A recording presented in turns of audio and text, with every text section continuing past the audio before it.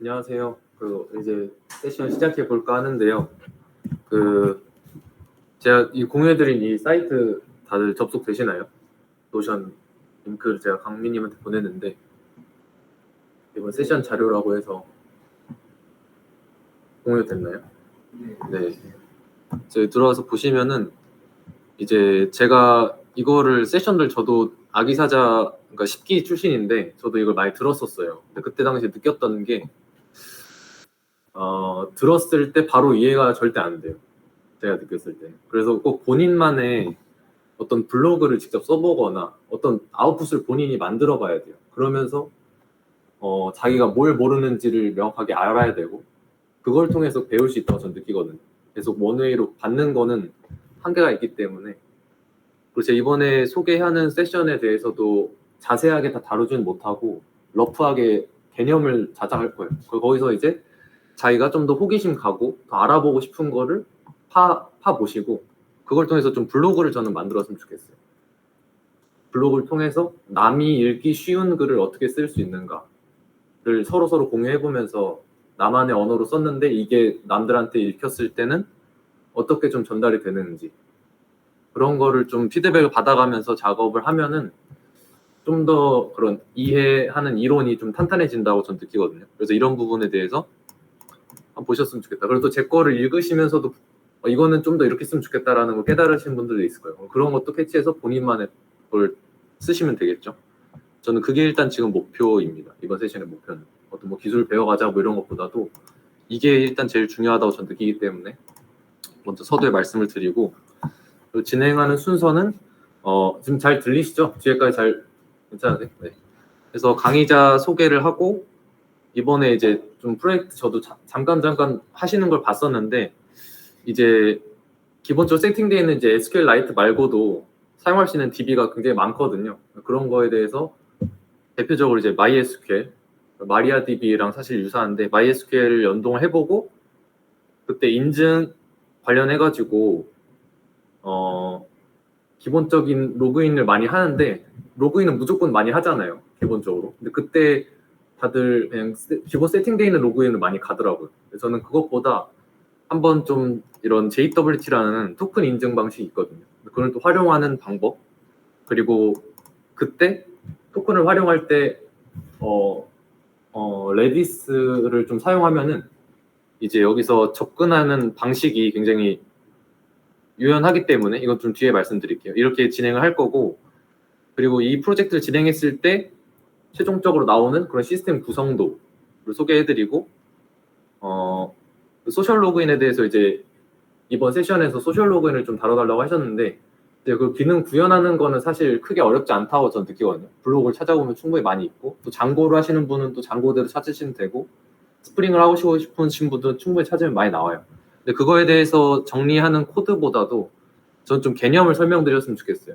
그러니까 왜 소셜 로그인을 왜 쓰고 OAuth 2.0이나 뭐 SSO는 이런 키워드들이 나올 텐데 왜 그런 걸 왜 쓰는지 그런 걸 충분히 아시면은 코드 이해하는 거는 굉장히 충분하실 거기 때문에 했고 나머지 5, 6번에는 이 세션을 끝나고 나서 포트폴리오에 어떻게 좀 활용하면 좋겠고 면접은 어떻게 보면 좋은지 이런 것까지 좀 한번 다뤄보려고 해요.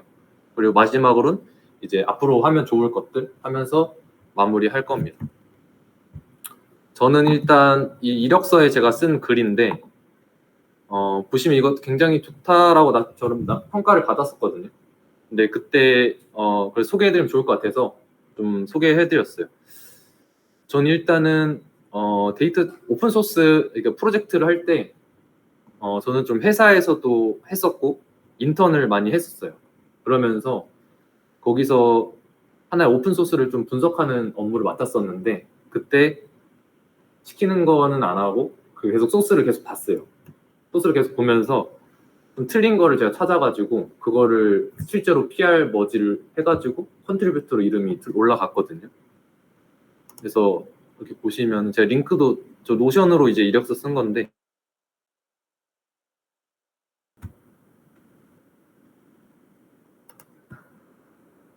아무튼 버전을 잘 명시해 주면 좋죠. 그래서 이렇게 각자 버전 맞춰서 하시면 되는데 막 2점대 버전 막 이렇게 크게 차이가 나지 않으면 웬만하면 비슷할 거예요. 그래서 이런 거 확인해 보시고 한번 이렇게 만들어 보면 좋겠어요. 그래서 이제 파이썬 프로젝트 진행할 때 대부분 오픈 소스를 보면은 이렇게 requirements.txt 파일이 있어요. 내 프로젝트를 진행하면서 내가 환경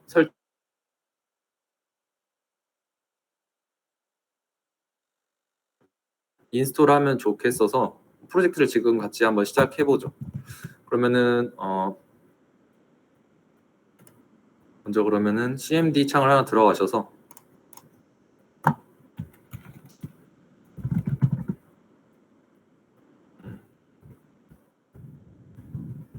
폴더를 하나 만들고요.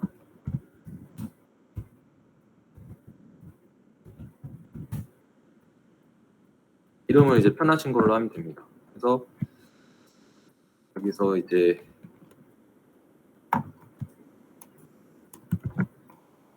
파이썬은 있으실 거라고 생각하고, 그래서 가상 환경을 한번 만들어 줍니다.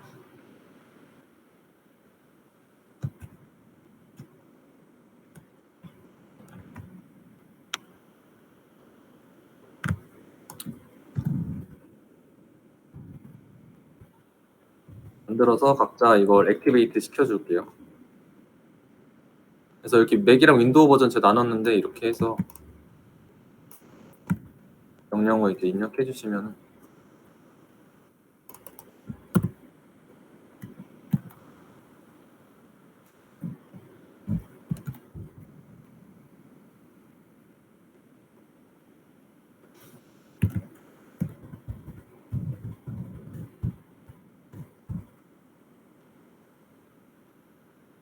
됩니다. 여기까지 되셨나요? 가상 환경 들어오는 것까지? 네, 이게 꼭 뭐 저도 사실 좀 많이 고민했는데 꼭 같이 코드를 치는 거가 큰 의미가 있을까 싶긴 했었거든요. 뭔가 꼭 이게 시간 지체가 많이 되더라고요. 프로젝트 진행하면서 각자 환경도 많이 다르고 좀 그런 부분이 있어가지고 안 되더라도 이거에 대해 전반적으로 이해만 하면 전 성공했다라고 봐요. 꼭 이거 완성했다라기보다.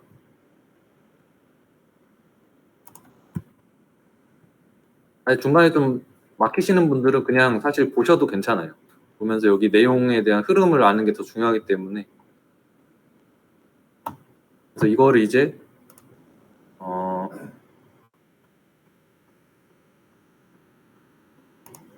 그래서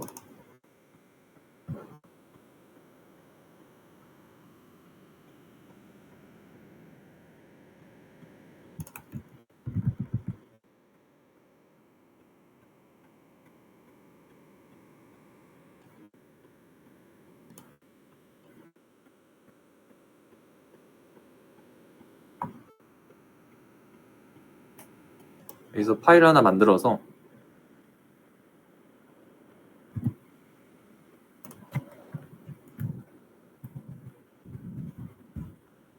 requirement라고 해주면은 텍스트 파일 하나 생성할 수 있습니다.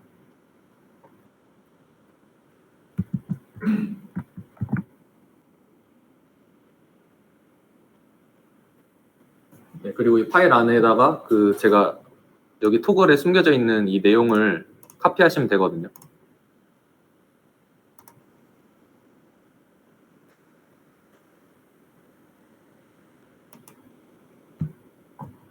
그럼 계속 진행해 볼게요. 그래서 이제 requirement 파일이 있는 상태에서 type install -r 옵션 줘서 require r2만 치고 탭해도 자동 완성되거든요. 그래서 이렇게 인스톨을 쭉 받고요.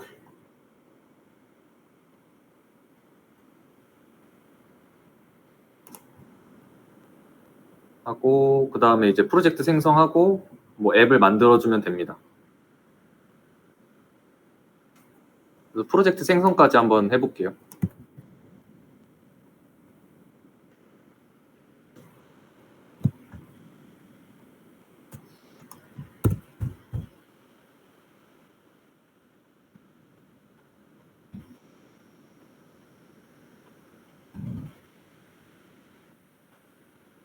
볼드 프로젝트가 만들어졌죠. 이 다음이 조금 이제 어려우셨을 것 같은데, 여기 보시면은 혹시 도커 예전에 쓰셨던 분 계신가요? 써보셨던 분? 다 처음 써보시나요? 그래서 사실 막 프로젝트 진행하면 이제 로컬에서 MySQL 다운받고 막 MySQL 워크벤치 키고 막 그러잖아요. 그렇게 하거든요. 로컬 윈도우 환경 파일 해가지고 exe 파일 다운받거나 뭐 MSI 파일 다운받아서 이렇게 열고 할 건데, 그게 사실 요즘 트렌드는 아닌 것 같아요. 요즘에는 솔직히 도커를 무조건 써주고, 도커를 일단 쓰는 이유가 이거 설치 가이드 한번 보시면서 또 궁금하신 분 또 찾아보셨을 수 있는데, 도커라는 게 이제 배포되는 환경이 있어서 서비스를 개발을 하고 이거를 서비스 배포를 할 때 그 운영 환경에 맞게끔 뭔가 바꿔줘야 되는 게 있어요. 특히 오픈소스 같은 경우는 그런 게 되게 민감한데, 왜냐면 맥OS 사용자가 받는 거랑 윈도우 OS 사용자가 받는 게 다를 텐데, 그거 막 맞춰서 어떻게 해주는 게 굉장히 어렵단 말이죠. 그런 배포되는 환경에 있어서 편리함을 해주기 위해서 도커를 쓰는 거예요. 도커라는 어떤 하나의 그런 엔진이 들어가면서 배포된 환경에 무관하게 개발자가 개발할 수 있는 거죠. 일단 그런 개념에서 도커라는 게 도입이 된 거고, 도커를 쓰면서 장점은 그게 돌아가고 있는, 실행되고 있는 OS에 무관하게 개발할 수 있다. 그런 게 일단 장점이에요. 그래서 도커를 일단 설치한 이유는 이제 MySQL이나 뭐 레디스라던가 뭐 이런 새로운 그런 툴, 그런 플랫폼들을 다운받을 때 굉장히 편리하게 받을 수가 있어요. 그런 것들을 이제 도커 허브에서 많이 활용할 수가 있는데, 보시면은 이제 막 이런 게 올라가 있어요. 엔진엑스, 뭐 우분투, 파이썬, 레디스, 포스트그레스 이런 게 있는데, 이런 것들이 필요하면 그냥 도커로 툴을 받으면 되는 거예요. 별도의 뭔가 설치하는 과정을 되게 빠르게 생략할 수 있는 거죠. 근데 이게 도커 환경에서 실행이 되고 있으면은 그냥 로컬호스트로 접근할 수 있는 거예요. 저희가 실제로 설치 받아서 실행하는 거와 똑같이. 그래서 이런 것들을 이제 이미지라고 부르고, 실제로 저희가 서비스를 개발을 하고 도커 허브에 올릴 수도 있어요. 저희의 프로젝트를 도커 풀 받아서 그 사용자들이 돌려볼 수도 있고, 굉장히 배포에 있어서 굉장히 유연하죠. 근데 이게 오픈 소스다 보니까 조금 회사 입장에서는 도입을 좀 아직 꺼려하는 데도 있긴 해요. 옛날에부터 만들어졌던 기업들은 좀 도입하는데 힘들어하긴 하는데, 요즘 기업들은 많이 시도를 하고 있다. 그렇게 보시면 되겠고, 뭐 하시면서 어렸던 점 있을 수도 있는데, 아마 또 저의 언어로 또 쓰다 보니까 좀 전달할 때 어려운 게 있을 것 같아요. 그래서 도커 설치하고 이제 제가 MySQL을 활용할 건데, 이제 도커 풀 MySQL만 해주면은 바로 그 MySQL을 다운받을 수 있는 거예요. 이제 여기서 어떤 버전을 생략을 하면은 레이티스 버전으로 들어오거든요. 최신 버전으로. 그래서 도커 풀 잘 받아질 거고, 이 명령어를 실행해서 뭐 수행까지 다 하셨나요? 도커로 MySQL 수행까지 하셨어요? 도커 다운로드가 막히셨나요, 혹시? 그러지 않으세요? MySQL까지 실행됐으면은 한번, 그리고 이 부분에서 조금 어려우신 분들이 있을 것 같은데 한번 같이 해볼게요.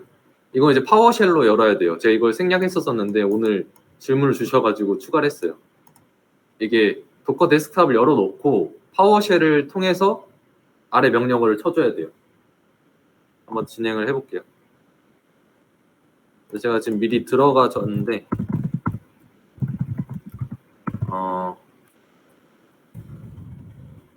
파워쉘 이렇게 들어오죠. 파워쉘 들어와서 여기서 이제 도커 -v 한 버전도 나오고 도커가 잘 설치되는지 확인할 수 있겠죠. 도커 PS라고 하면 이제 현재 돌고 있는 그런 서비스거든요.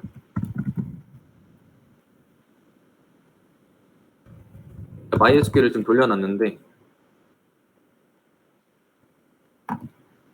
그냥 도커 스탑으로 지금 막아야 될 거예요. 환경을 맞추려면.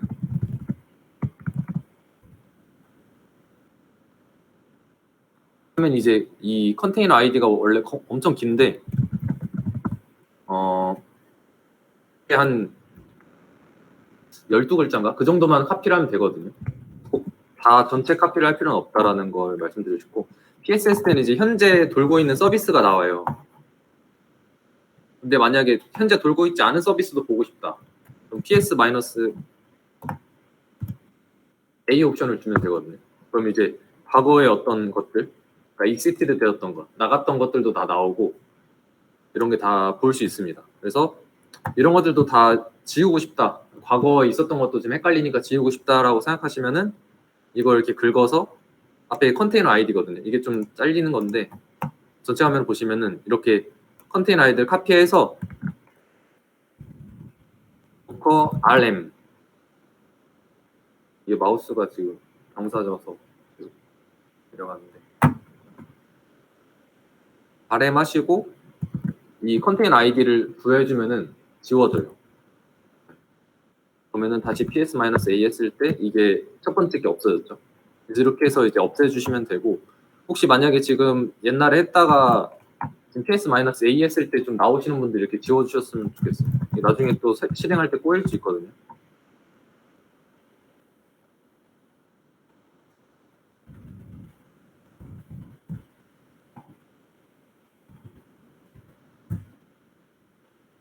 이렇게 다 지워주시고 환경을 맞춰볼게요.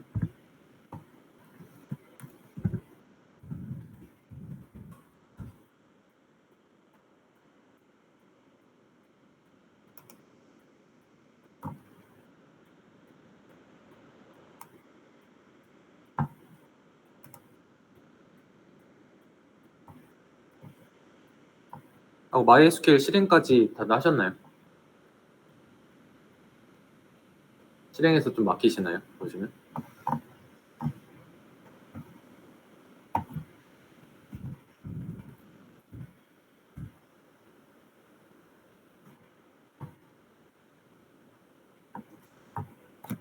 이제 도커 데스크탑이 이렇게 안 열려 있으면은 계속 에러가 뜨는데,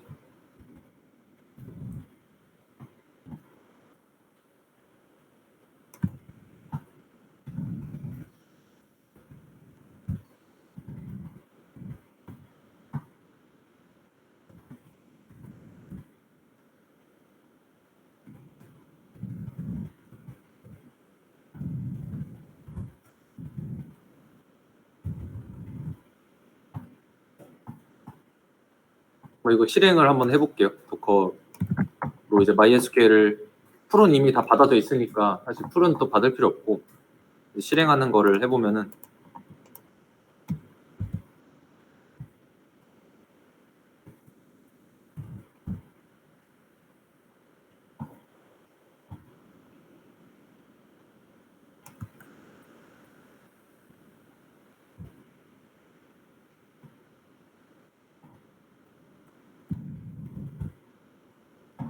이제 이렇게 뭐 에러가 뜨실 수도 있어요. 그럼 포트 충돌 난 거거든요. 이미 뭔가 사용 중인데 또 지금 3306을 접근하려고 한다 이런 건데, 이런 것들을 위해서 제가 여기 강의 자료에 좀 추가를 해놨어요. 그 윈도우 버전의 맥 버전으로 해서 사용 중인 포트 찾고 죽이는 거, 그걸 한번 해볼게요. 근데 이거는 윈도우에서는 관리자 권한으로 파워쉘을 실행해 줘야 되더라고요. 이렇게 해서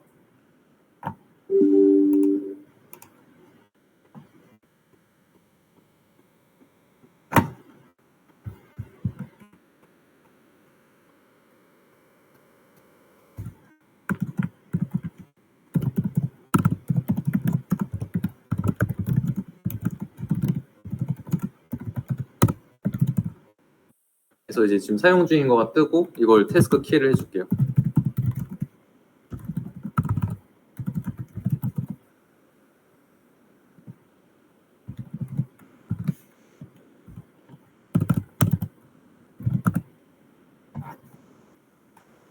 해주고 이제 다시 실행해주면은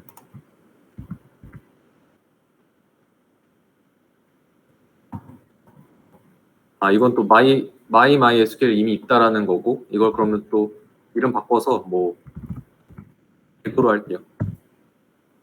그럼 이렇게 생성이 돼요. 그럼 이제 이거가 이제 컨테이너 아이디인데 제가 이렇게 좀 써놔가지고 조금 이제 오해가 있을 수 있을 것 같아요.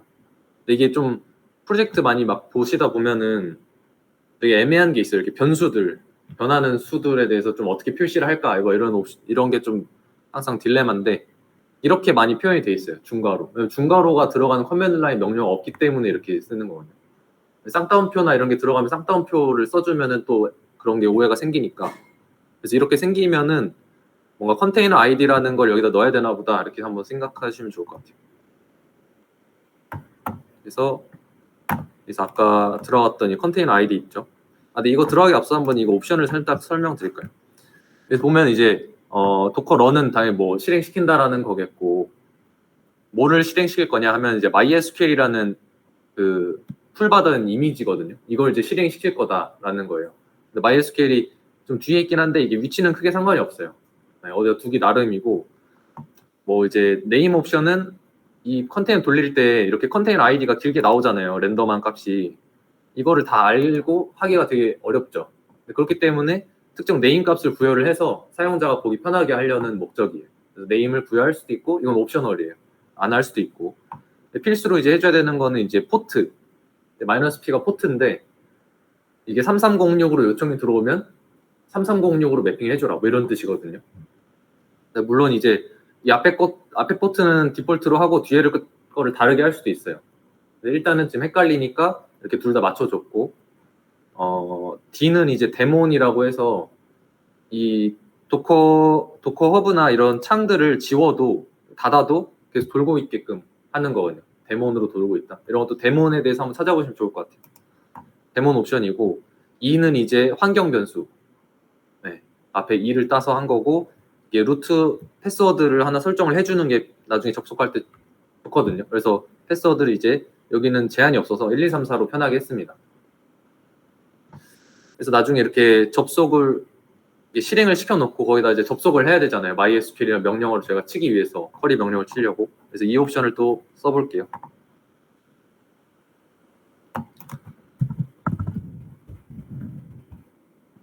execute it 옵션 주고 컨테이너 아이디에서 앞에서 조금만 이렇게 가져가셔서 붙여 넣으면 돼요. MySQL을 패스워드랑 같이 했다 해서 1, 2, 3, 4 하시면 이렇게 뜹니다. 네, 이렇게 하고 처음에 여기서 이런 게 좀 어색하실 수도 있는데 뭔가 백엔드 개발자 하시려면 제가 봤을 때 이거는 익숙해지는 게 좋은 것 같아요. 대부분 이제 보실 화면들이 다 이런 화면이거든요. CLI로. 프론트엔드 같은 경우는 화려하게 막 보이는 게 많은데 백엔드 개발자 같은 게 제가 봤을 때 이런 거에 오히려 익숙해지는 게 좀 좋다고 봐요. 네. 그래서 여기서 이제 SQL이니까 뭐 이런 데이터베이스 종류들을 볼 수도 있고 데이터베이스가 처음에는 이렇게 별로 없어요. MySQL이나 시스템 이런 이제 가동하기 위해서 딱 필요한 것들만 있기 때문에 저희가 사용할 데이터베이스를 또 만들어 줘야 돼요. 그래서 데이터베이스 생성을 여기서 해줍니다. 그래서 MySQL이라는 또 거기 들어가서 데이터베이스를 만들어 줄 수 있는데 여기서 제가 보면 이제 시간 설정을 처음에 하고 들어가요. 데이터베이스 생성하기 전에. 근데 이게 굉장히 나중에 되면 중요해질 수 있는 부분인데 프로젝트 하면서도 만났던 문제거든요. 그러니까 뭔가 스케줄링 작업을 나중에 할 필요가 생겨요. 뭔가 프로젝트 할 때 뭐 단발성으로 하는 프로젝트 말고 좀 장기적으로 프로젝트를 하겠다라고 했을 때 뭔가 이벤트 적용이라던가 어떤 상품에 대해서 이벤트를 적용할 때 뭐 내일부터 적용하면 12시에 딱 그 가격이 바뀌어야 되잖아요. 좀 그런 스케줄링 되는 작업들이 필요해요. 그러니까 사람이 임의로 하는 게 아니라 자동으로 코드가 알아서 작동되게끔 하는 그런 스케줄링 코드를 적용을 할 때 저희 입장에서는 이제 12시에 돌아라 이렇게 해놨는데 이 DB에 있는 서버 시간의 12시랑 저희가 알고 있는 12시랑 다를 때가 있거든요. 그럼 DB는 DB 기준으로 갈 수밖에 없어요. 그래서 DB가 지금 몇 시를 지금 보고 있는지를 알아야 돼요. 나중에 스케줄링 작업을 할 때. 그래서 이렇게 셀렉트 나우 하면은 지금 시간이 나오거든요. 이런 걸 하면은 기본적으로 얘네가 세팅이 사실 한국에 맞춰져 있을 수가 없어요. 그죠? 그러니까 표준 시각을 맞출 수밖에 없거든요. 얘는. 그래서 저희가 막 옛날에 고등학교 때 배웠던 뭐 그린위치 천문대 뭐 그런 시간을 기준으로 하고 있어요. 국제 표준 시각으로.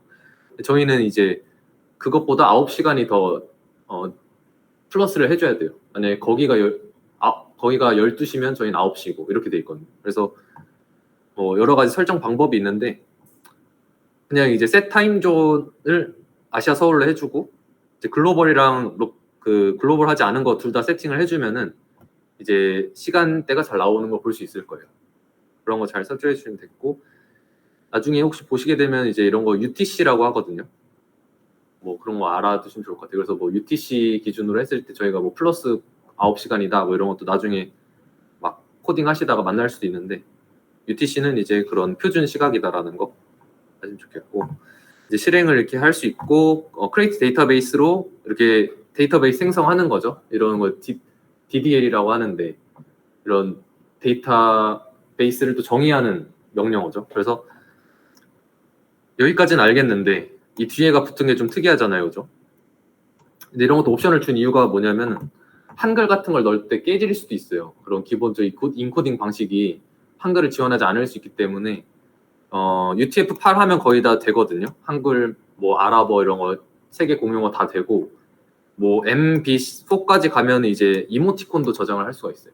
되게 좀 더 확장성을 좀 더 가져가는 그런 캐릭터 셋이죠. 하고 뭐 이 뒤에 것도 이제 이거 맞춰서 따라가는 그런 옵션이에요. 그래서 이런 것들을 사용해 보시면은 나중에 이제 RDS 같은 거를 쓸 수도 있어요. 프로젝트 할 때 이제 MySQL을 도커에서 돌리는 것도 좋은데 DB니까 좀 더 안전하게 하려고 AWS에 먼저 맡기는 게 있거든요. 그래서 RDS 서비스인데 그런 걸 할 때도 이런 것들을 만져줘야 돼요. DB 뭘로 할 거냐, 뭐 캐릭터 셋은 뭐냐 이렇게 해줄 때 좀 활용하기 좋으려고 제가 이렇게 만들어 드렸고 이제 타임셋은 지금 하지 않을게요. 나중에 프로젝트 할 때 하시면 되니까. 일단 use MySQL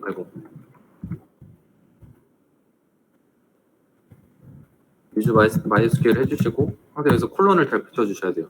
데이터베이스 체인지드가 뜨고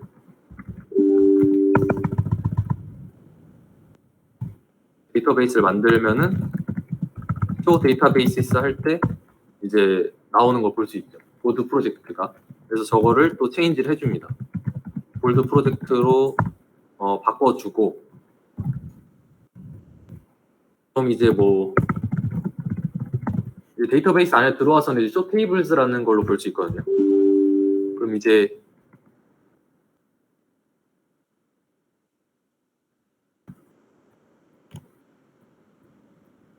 테이블이 존재하지 않아서 그런 것 같은데 데이터베이스 이제 만들고 나서 그래서 이제 테이블을 만들어 줘야 돼요.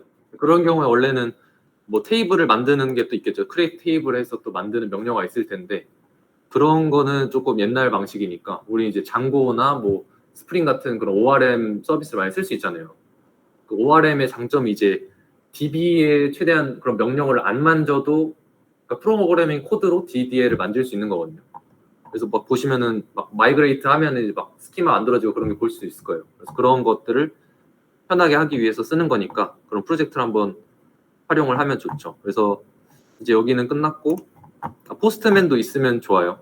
뭐 이거는 뭐 현재뿐만 아니라 백엔드 개발하시려면은 포스트맨 있으면 편하니까 한번 설치해 주시면 좋겠고 자 그럼 여기서 이제 길어졌는데 VS 코드 저는 VS 코드가 좋아서 VS 코드로 한번 해볼게요. 편하신 걸로 하시면 됩니다.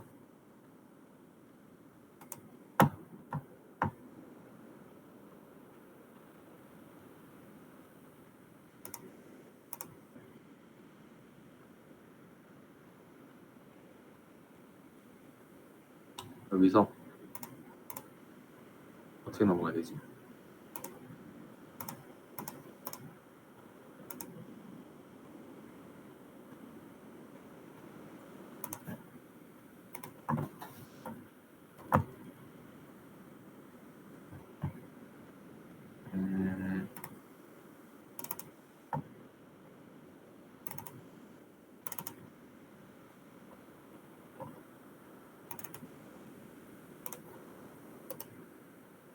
이렇게 열기해서 열게요.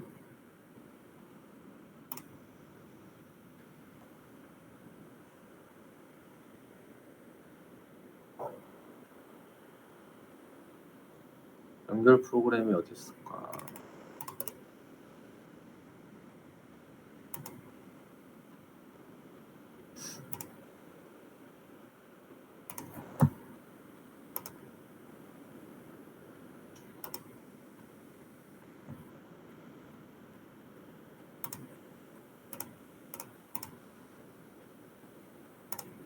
여기서 이렇게 왔습니다.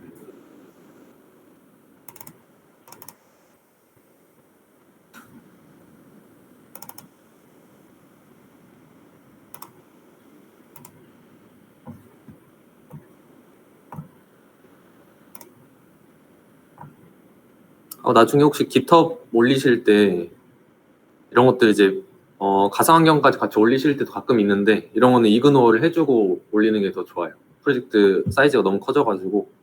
그래서 리퀘어먼트에다 몰아놓고 이제 ENV는 이그노어를 시키는 형식으로 해주시면 더 좋습니다. 하고 이제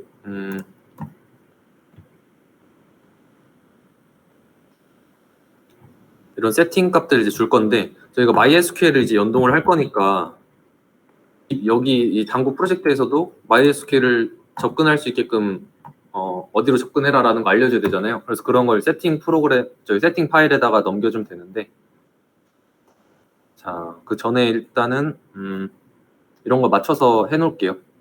그래서 꼭 지금 쓸 건 아닌데 이런 세팅을 해주면은 나중에 더 편해져서 이런 데이터베이스 정보들을 이제 가져오셔서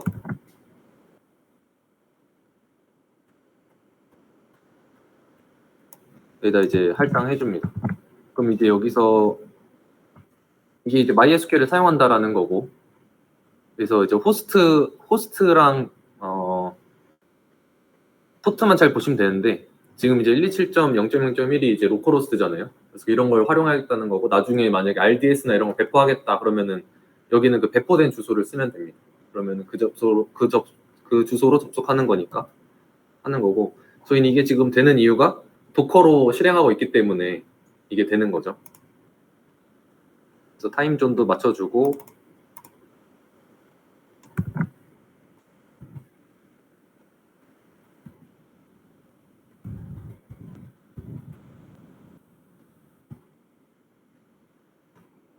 이것도 폴스하는 이유를 제가 옛날에 알았는데 일단은 폴스를 해주고 갈게요.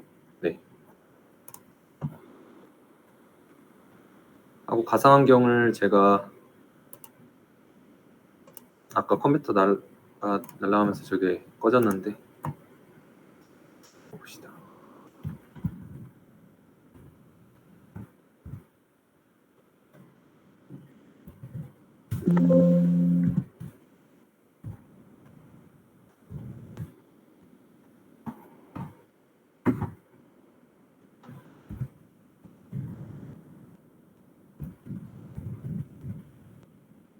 이런 변경사항 있을 때 이제 마이그레이트로 DB에 반영해주고요.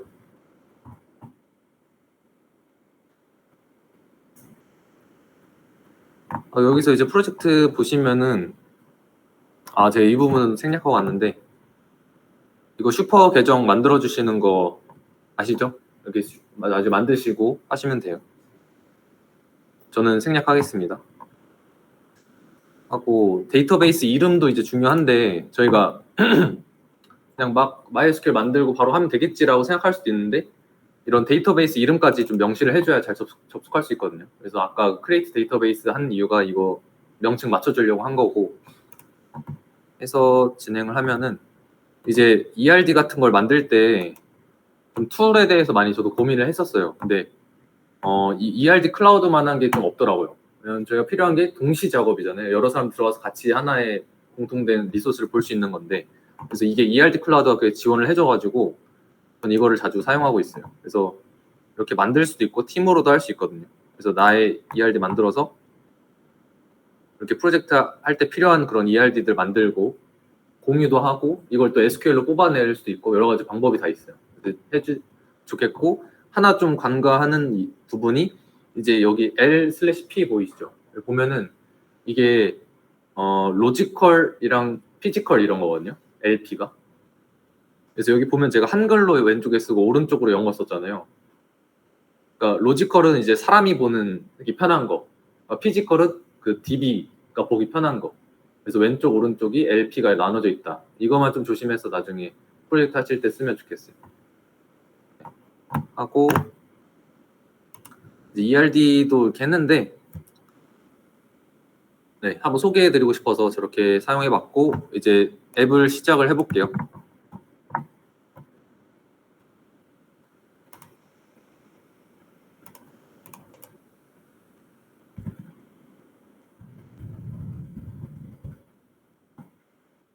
시작해주고 하고 여기다 이제 추가를 해줘야겠죠. 인스톨디드 앱. 항상 이게 좀 많이 빼먹는 부분 중에 하나여서 이렇게 추가해 주시면 되고 이제 모델 부분에 있어서 뭐 사실 다 아시겠지만 이런 걸 작성을 하고 일단 작성해 볼게요. 또 뒤에 보시고 하시죠.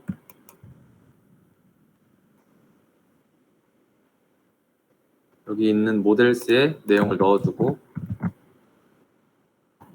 모델 보면은 이제 여기서 좀 특이한 게 이제 프로바이더 아이디랑 뭐 토큰이 있을 거예요.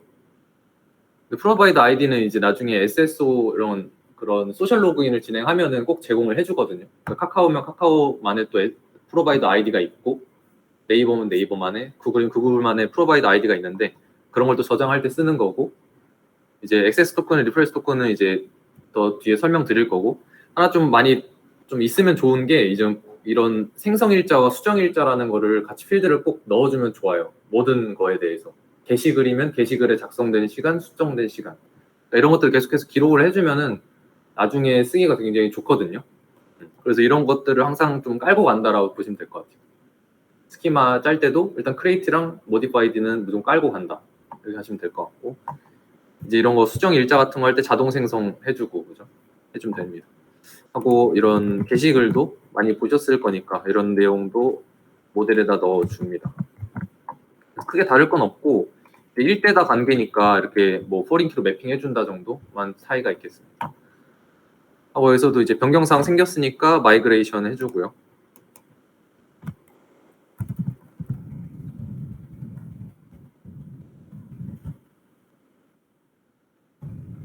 이게 DB가 잘 연결 안 돼 있으면 무조건 에러가 뜨거든요. 그래서 그런 거 DB가 잘 뭐 안 된다 싶으면은 도커 가서 도커 PS 돌려보고 인넘 지금 잘 돌고 있는지 3306 포트를 먹고 있는지 뭐 이런 것도 잘 보시면서 네 해보시면 더 좋을 것 같아요. 그래서 MySQL 이제 보면 이제 테이블이 쫙 이렇게 보이는 거를 한번 같이 봐보죠.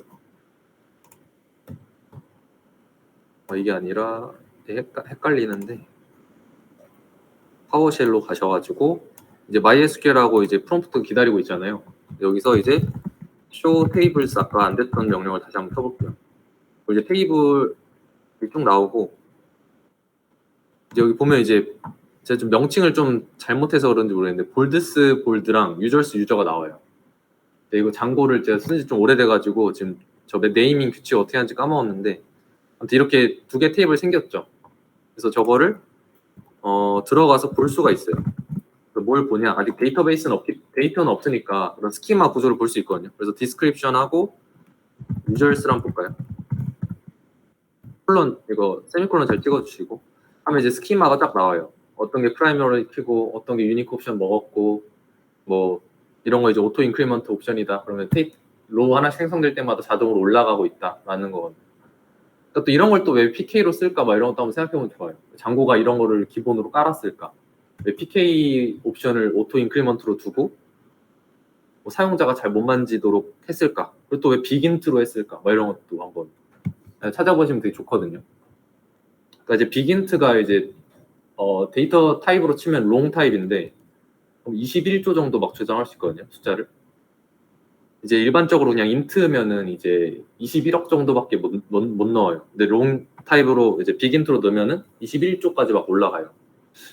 이렇게 한 이유는 이제 쿠팡에서 한번 서비스 운용하면서 이거 원래 인트로 했었다고 하더라고요. 인트로 하면서 하는데 21억이 넘어간 거죠. 사용자 수나 뭐 이런 어떤 상품 수가. 그래서 그때 이제 오프로가 나면서 에러가 터진 거예요. 근데 이런 부분은 개발자가 많이 안 만지기도 하고 그냥 이런 걸 이제 코드성 데이터라고 하거든요. 그러니까 코드가 알아서 만들어내는 우리가 만드는 게 아니라 그래서 오토 인크리먼트 하나씩 올라가니까 신경 안 쓰다가 그렇게 터져버린 거죠. 그래서 이게 좀 문제가 될 수 있겠다 해서 그때 당시에 뭐 많이 말 나와서 빅인트로 바꾼 걸로 제가 알고 있어요.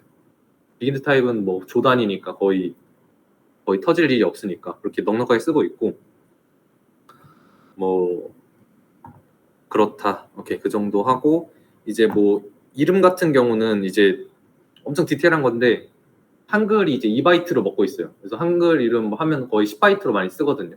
5글자 넘어간 사람 많이 없으니까 한국인 중에. 그래서 뭐 이름 같은 것도 그렇다. 네. 하고 날짜 같은 경우 보면 이제 데이트 타임이라고 되어 있어요. 데이트 타입이 데이트 타임이라고 되어 있거든요. 데이트 타임이라는 걸 또 보시면은 막 이런 시간 관련해서 막 쿼리 짜다 보면은 타임 스탬프라는 것도 나오고 데이트 타임이라는 타입이 또 상반되게 나오거든요. 그냥 우리는 뭐 모르니까 막 쓰는 그런 스타일인데 각각에 대해서 좀 특징도 알고 있으면은 이건 뭐 면접 때 절대 물어보진 않고 나중에 개발자 만약 일하실 때 좀 도움 될 수 있겠다라는 생각으로 써놨는데 좀 달라요, 두 개가. 들어가서 보시면 더 자세히 볼 수 있고, 보시면은 이제 데이트 타임 같은 경우는 1000년도부터 999년까지 저장을 할 수 있어요. 데이트 타임은.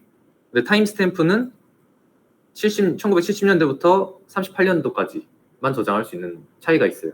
그럼 이를 통해서 또 얻는 이점이 뭐냐? 애초에 데이터가 그 먹고 있는 바이트 수를 또 조절할 수가 있어요. 그래서 우리가 어느 정도의 연도 수까지 포함을 할지에 따라서 데이터를 좀 더 유연하게 저장할 수 있겠죠. 그리고 항상 또 적게 먹다 보니까 인덱싱이라고 이제 데이터를 조회를 할 때 좀 자주 건드리는 값들이 있어요. 뭔가 뭐 이메일이라던가 뭐 사용자를 조회할 때 많이 좀 그런 접근하는 데이터 값들 있잖아요. 그런 거에 대해서 좀 더 탐색 속도를 빠르게 하려고 인덱스를 걸어 놓는 게 있어요. 이게 데이터베이스 영향, 그 조회 속도에 굉장히 영향을 많이 미치는데 이런 거에 대해서 타임스탬프가 좀 더 효율적이더라. 그런 결과가 있고, 그리고 여기는 이제 타임존까지 같이 지원을 해줘요. 그래서 저희가 글로벌하게 타임존 설정해 놓으면 거기에 맞춰서 시간 설정도 되고, 크리에이트 나우 했을 때 딱 시간이 잘 맞게 들어간다. 데이터베이스의 시간과 맞게 들어간다.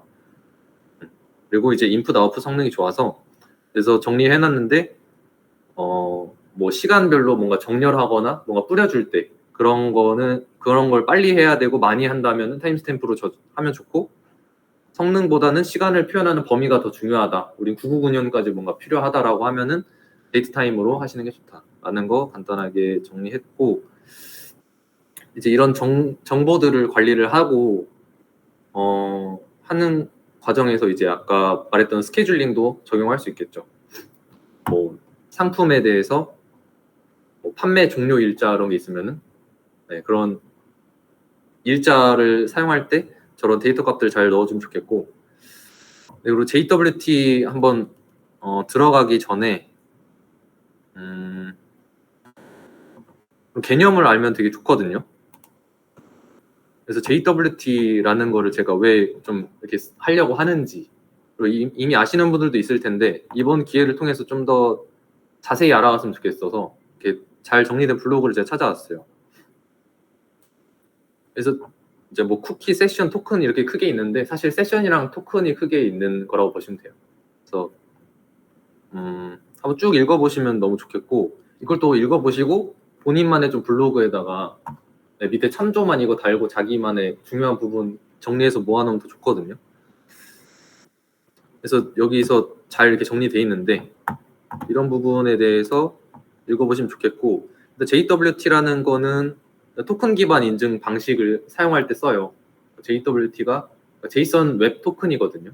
그래서 이 토큰을 딱 까보면은 안에 그 데이터들이 제이슨 형식으로 들어가 있어요. 뭐 이메일을 넣을 수도 있고, 뭐 패스워드 넣을 수도 있고, 여러 가지 개발자에 다 넣을 수 있어요. 근데 그런 게 딱 하나의 어떤 그 스트링 값으로 정의가 돼요. 예를 들어서 뭐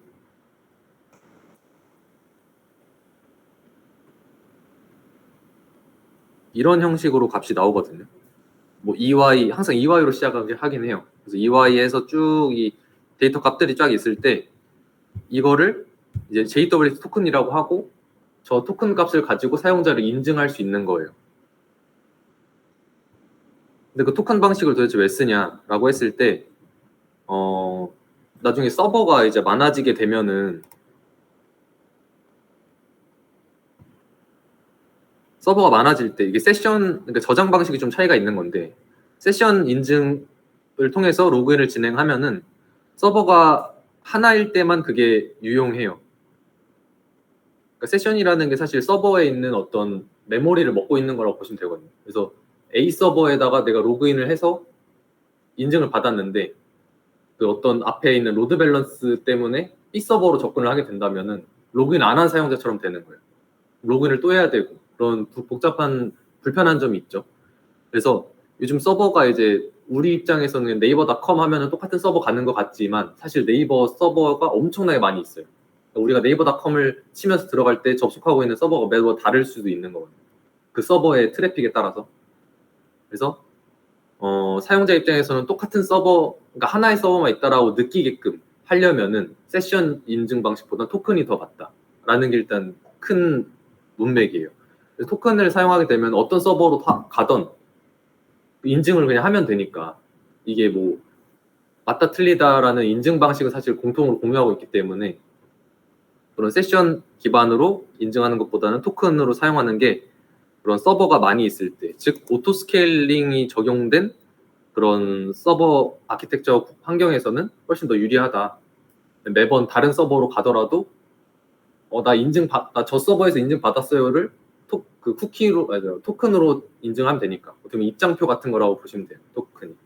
근데 거기가 이제 단점이 또 나올 수 있는데 토큰을 사용하게 되면은 갈취할 수 있겠죠. 어떤 사용자가 그러니까 악의적인 사용자가 그 토큰을 갈취해서 그냥 토큰을 내면은 바로 패스가 되니까 그런 거를 좀 막고자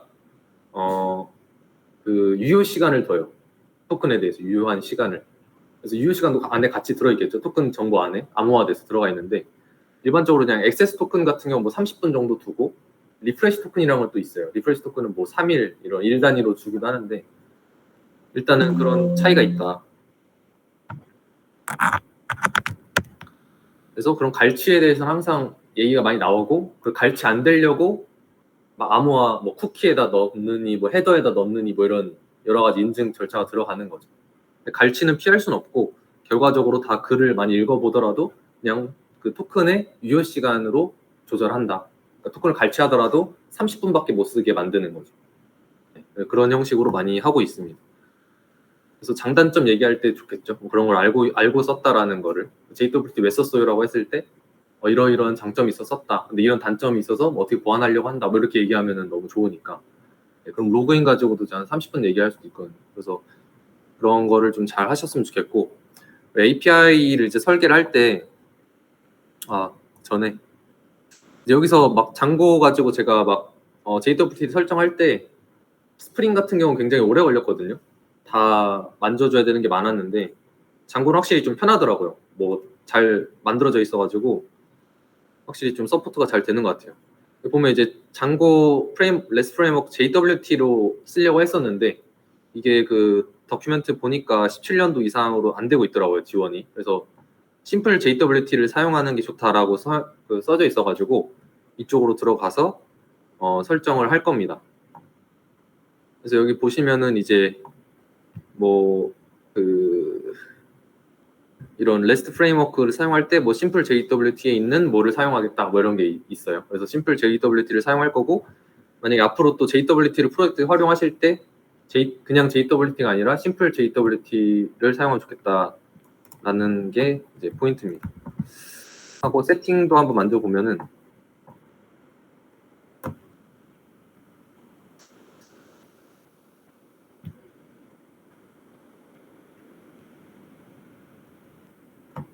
한 시간에 끝낼 수 있다고 생각했는데 역시 안 되네요. 여러모로 뭐 이것도 이렇게 카피하면 되거든요. 그래서 위에 부분에서 이제 임포트 할 부분은 좀 위쪽에 넘겨주시고 점점점을 제가 구분을 해놨어요. 그래서 이런 부분을 좀 가져오셔서 이런 토큰을 사용하기 위해서 필요한 그런 설정 값들을 좀 해놓는다 보시면 되겠고 이렇게 제가 좀 스트링으로 따로 빼놓은 게 있잖아요. 이렇게 뭐 키값이라던가 뭐 이런 것들을 나중에 또 가져다 쓰기 편하게끔 하려고 이렇게 변수로 취급을 해놓은 거예요. 그래서 이런 값들을 사실 여기다가 이제 하드 코딩을 깨도 되는데 이것보다도 좀 더 이렇게 관리하고 있는 게 좀 더 편하더라. 그리고 지금은 이제 프로젝트 편의상 이렇게 다 썼지만 이런 값들은 다 안 보이게 빼놔야겠죠. 그래서 뭐 저희 장고에서 시크릿 키 관리하듯이 그런 걸로 이제 따로 빼서 관리하면 좋겠고, 여기 보시면은 이제 나중에 자세히 보시면 알겠지만 뭐 이런 알고리즘 형식 이런 것까지 굳이 몰라도 돼요. 뭐 SHA-256이랑 SH-256 뭐 차이가 뭐냐 이런 거는 몰라도 되고, 자주 사용하는 그런 알고리즘 방식이고, 암호화 알고리즘 방식이고, 중요한 거 이제 베어럴 옵션이랑 이런 오솔라이제이션 옵션이 있어요. 그래서 토큰 암호화 할 때 뭐 이 두 가지가 많이 쓰이고 있고, 이거는 한번 코드를 보면서 설명드리는 게 좋을 것 같아요. 하고 이제 여기서 유효 시간, 아까 말씀드린 그런 시간들을 설정할 수도 있고, 그렇게 편하게 보시면 됩니다. 나머지는 사실 크게 이해할 부분보다도 그냥 이렇게 쓰고 있구나라는 걸 한번 보시고, 이거에 대해서 궁금하시면은 한번 심플 JW 들어가셔서 한번 공식 문서 읽어보는 것도 도움이 많이 될 거예요. 그래서 헤더 하면은 이제 어센티케이셔널 그 헤더를 붙일 때 헤더 옵션을 또 줄 수가 있거든요. 포스트맨 사용해 보신 분들 보면은 아시겠지만 이제 헤더 옵션을 줄 때 저렇게 오솔라이제이션을 주면은 토큰 값을 이제 꺼내올 때 그 유효하게 받아주겠다 이런 옵션이고,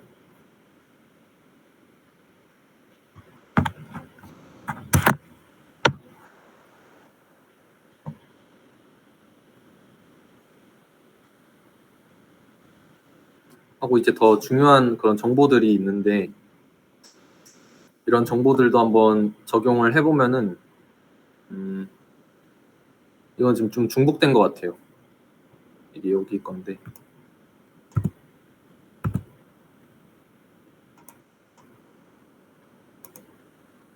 이제 API 이제 만들 건데 사용자 쪽에 좀 집중을 하느라 게시판에 대해서는 아직 못 만들었는데, 이 부분도 만약에 필요하신 분들은 한번 직접 만들어 보면 좋을 것 같아요. 크게 어려운 건 아니니까 필터 걸고 하면 되거든요.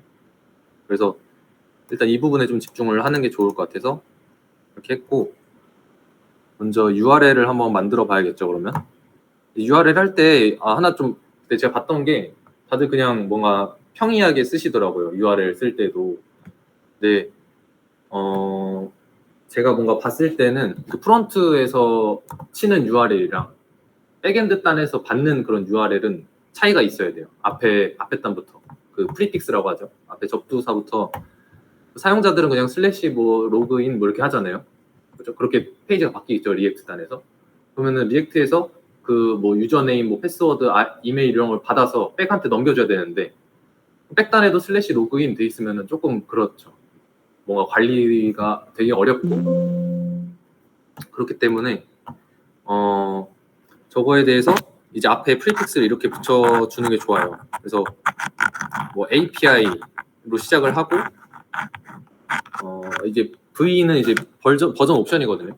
버전 1, 버전 2, 버전 3 이런 건데, 버전 관리도 해주고, 이제 이게 어떤 도메인에 대한 거냐, 뭐 유저스냐, 아니면 뭐 보드스냐, 게시글이겠죠. 그런 것들 앞에서 다 맞춰주고, 그 다음에 이제 원하는 자원들을 설명을 해주는 거예요.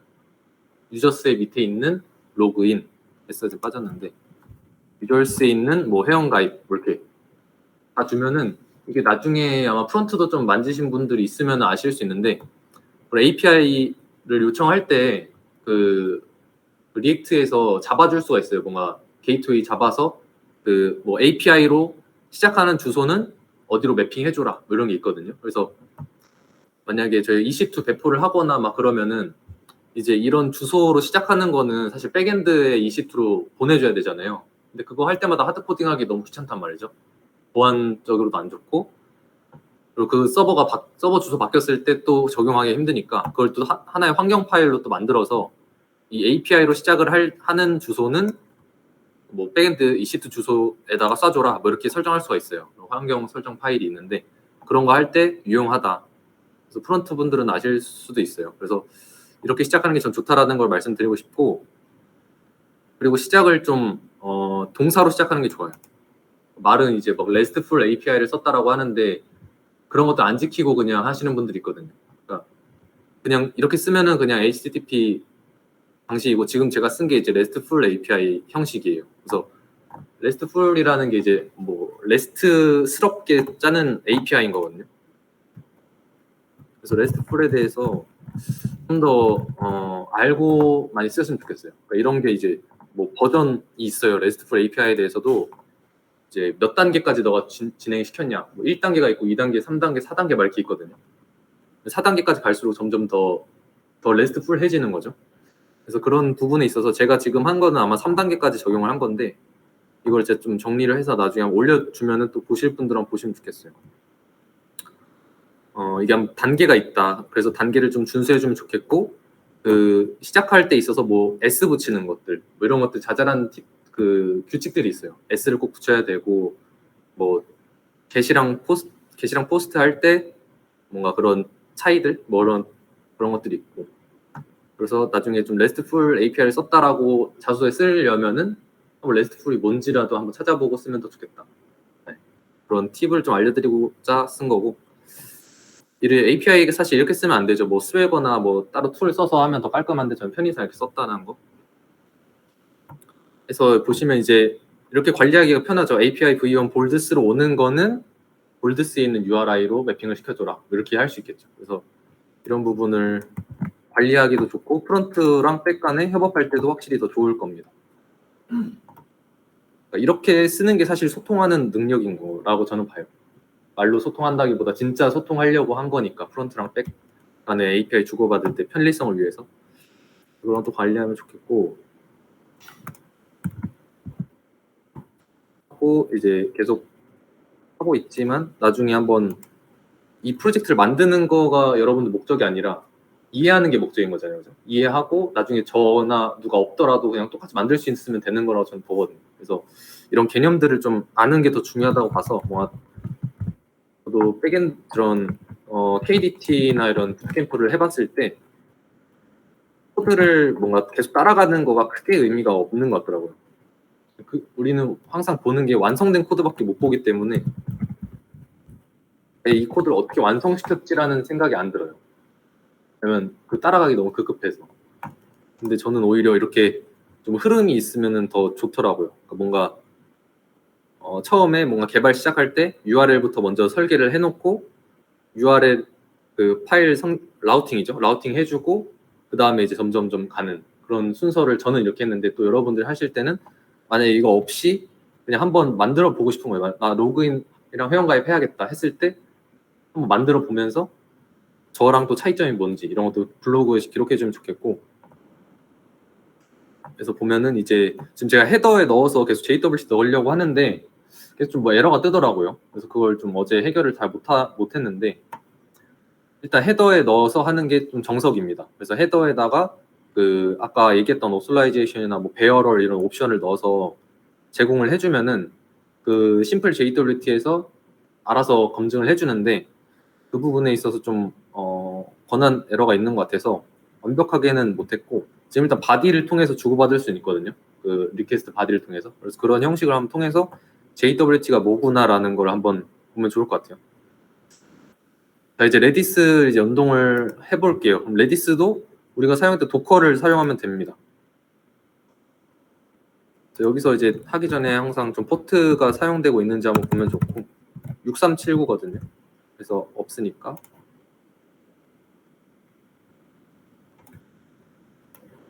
할 때 이제 여기서 나가는 건 exit예요. 세미콜론 해주고 하고 이제 여기 도커 풀을 한번 받아볼게요. 도커 풀 레디스를 한번 받으시면 돼요. 이렇게 도커 풀 레디스 하면은 자동으로 이게 레이티스 버전이 이제 들어가지고, 네. 이것도 이제 운영체제 상관없이 바로 다운받을 수 있어서 굉장히 편하죠. 하고 이제 실행을 시키면은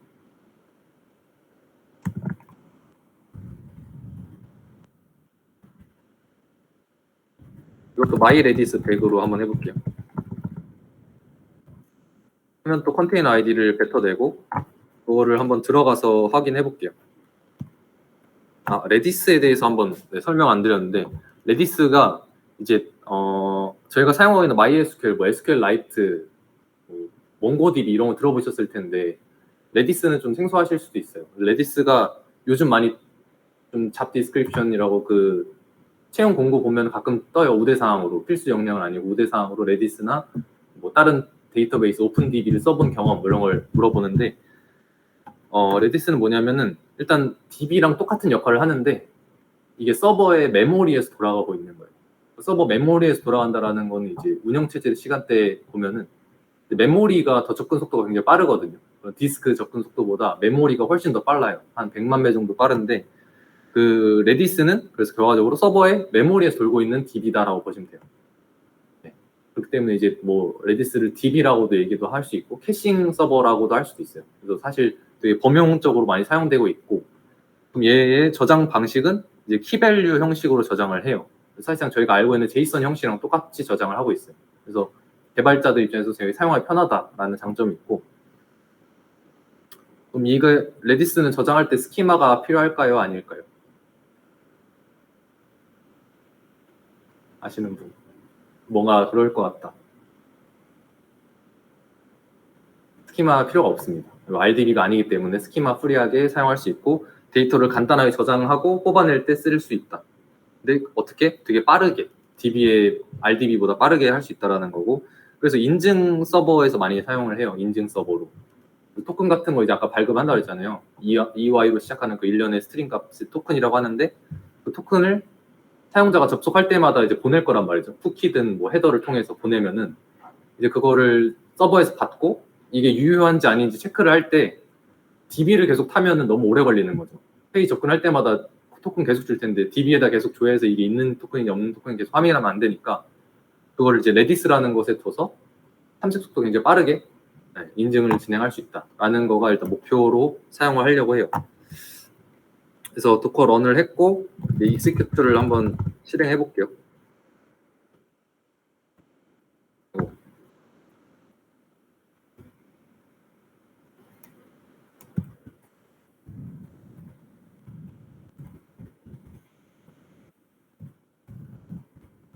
하시면 이제 레디스 여기 포트 바뀌었죠. 아까 그 MySQL은 3306이었는데 이제 6379를 많이 써요 퍼블릭하게. 그래서 여기서 레디스에 이제 커맨드 라인으로 들어온 거고 여기서 사용할 수 있는 명령어들을 제가 정리를 해놨어요.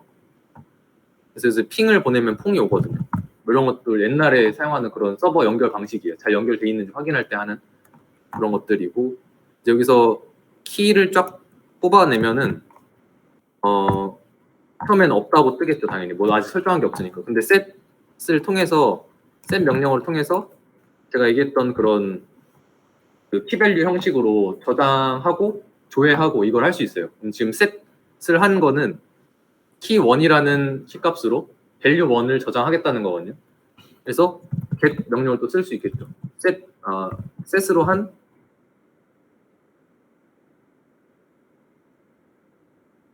그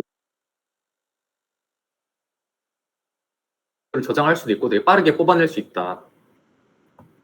그게 이제 레디스를 사용하는 이유고 뭐 델리트도 되고 당연히 그래서 여러 개를 또 셋하고 싶다 그러면 앞에 m을 붙여주면 돼요. mset, mget 이렇게 해가지고 하고 이제 레디스에 대해서 이렇게 알았으니까 한번 이 장고 레디스라는 걸 앞에서 리퀘어먼트에서 다운 받았을 거거든요. PIP 할 때 거기서 가져온 거를 한번 프로젝트 진행을 해볼게요. 그래서 세팅에다가 만져주면 되는데 레디스를 또 사용하기 위해서 필요한 그런 환경 설정 정보들이에요.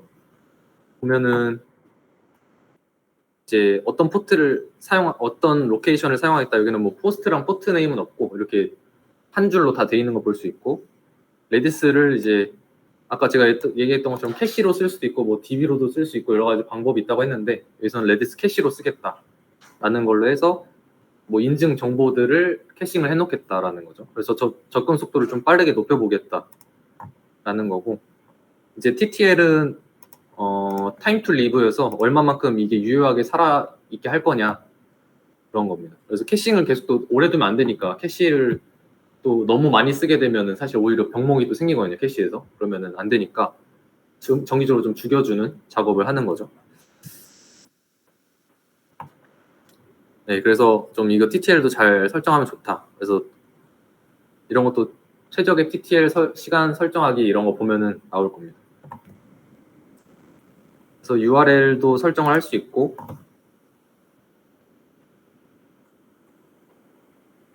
이제 뷰인데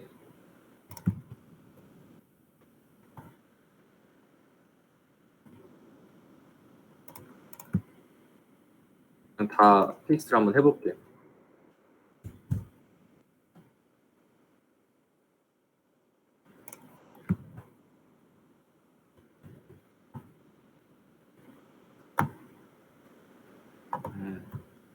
시리얼라이저 옵션을 제가 좀 안 준 것 같은데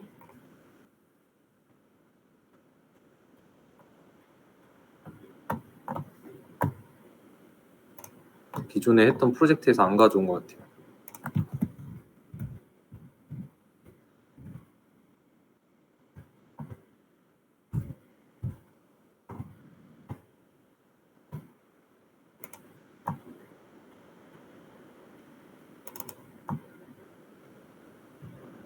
이거 하는 동안 밑에 이거 인프라 다이어그램 한번 보시겠어요? 들어가 보시면은 이제 프로젝트 진행하고 나서 제일 중요한 게 사실 저는 정리거든요. 프로젝트를 어떻게 했고 내가 거기서 무슨 역할을 했고 우리의 결과물은 이겁니다라는 거를 잘 어필하는 것도 저는 중요한 역량인 것 같은데 대부분 거기서 놓쳐요. 힘이 많이 빠져요. 개발할 때 너무 힘을 많이 빼가지고 리듬이나 이런 거 쓸 때 좀 처지는 감이 있는데 그런 것도 꼭 각 잡고 하셔야 돼요. 나중에 하지라고 하면 절대 안 하거든요. 그래서 꼭 그 프로젝트 진행할 때 시간을 꼭 내가지고 우리 이때는 꼭 이거 만들자 하는 것 중에 하나 제일 중요한 게 이런 인프라 다이어그램이에요. 뭐 한글로는 이제 시스템 구성도죠. 시스템 배치 환경인데 여기 보면은 이제 사실 이건 정답은 없어요. 정답은 없고 오답은 있겠죠. 대부분 틀리는 부분, 좀 놓치는 그런 아쉬운 부분이 이런 서브넷을 잘 표현을 안 해요. 그냥 여기에 있다 이렇게 해버리니까 그냥 그렇게만 두기에는 조금 네트워크에 대한 이해가 좀 떨어져 보여요. 그래서 남의 거 그냥 뭔가 쉽게 가져온 느낌이 들 수도 있고 왜냐면 다 그렇게 많이 하니까. 저는 이게 뭔가 이미지가 빠졌는데 이런 나름 그래도 AWS를 사용하고 대부분 이제 AWS 통해서 배포를 많이 하실 텐데 그런 거 할 때 맨날 우리가 설정하는 게 있어요. 뭐 리전, 뭐 VPC 할 거냐, 뭐 보안 그룹 설정할 거냐, 뭐 이런 것들 있잖아요.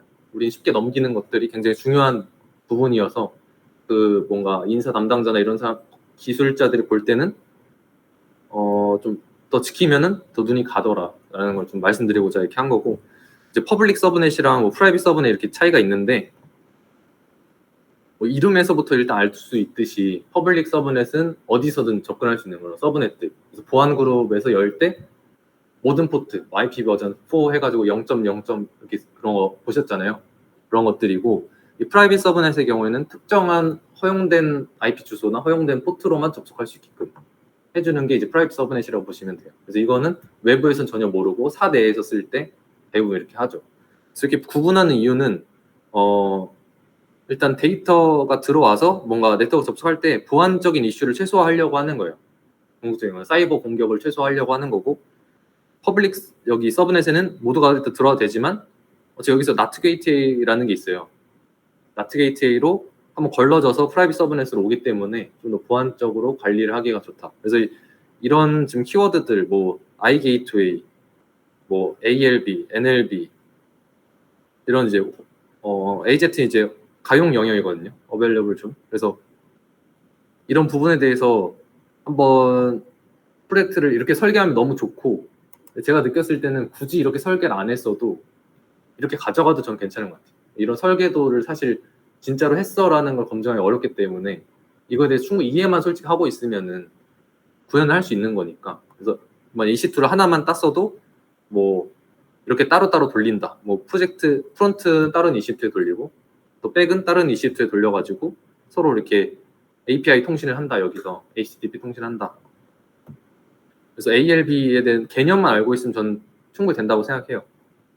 이런 이제 애플리케이션 로드 밸런서고 네트워크 레벨 로드 밸런서인데 각각의 역할은 뭐고 오토 스케일링은 뭔지 한번 공부해 보시면 좋을 것 같아요. 제가 쓰는 거에 대해서.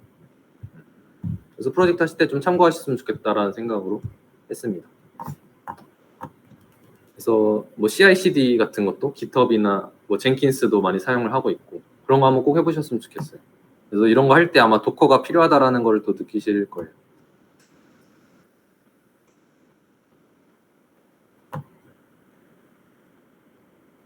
한번 그거 인프라 다이어그램 한번 보시면서 한번 조금 계셔보세요. 잠시만요.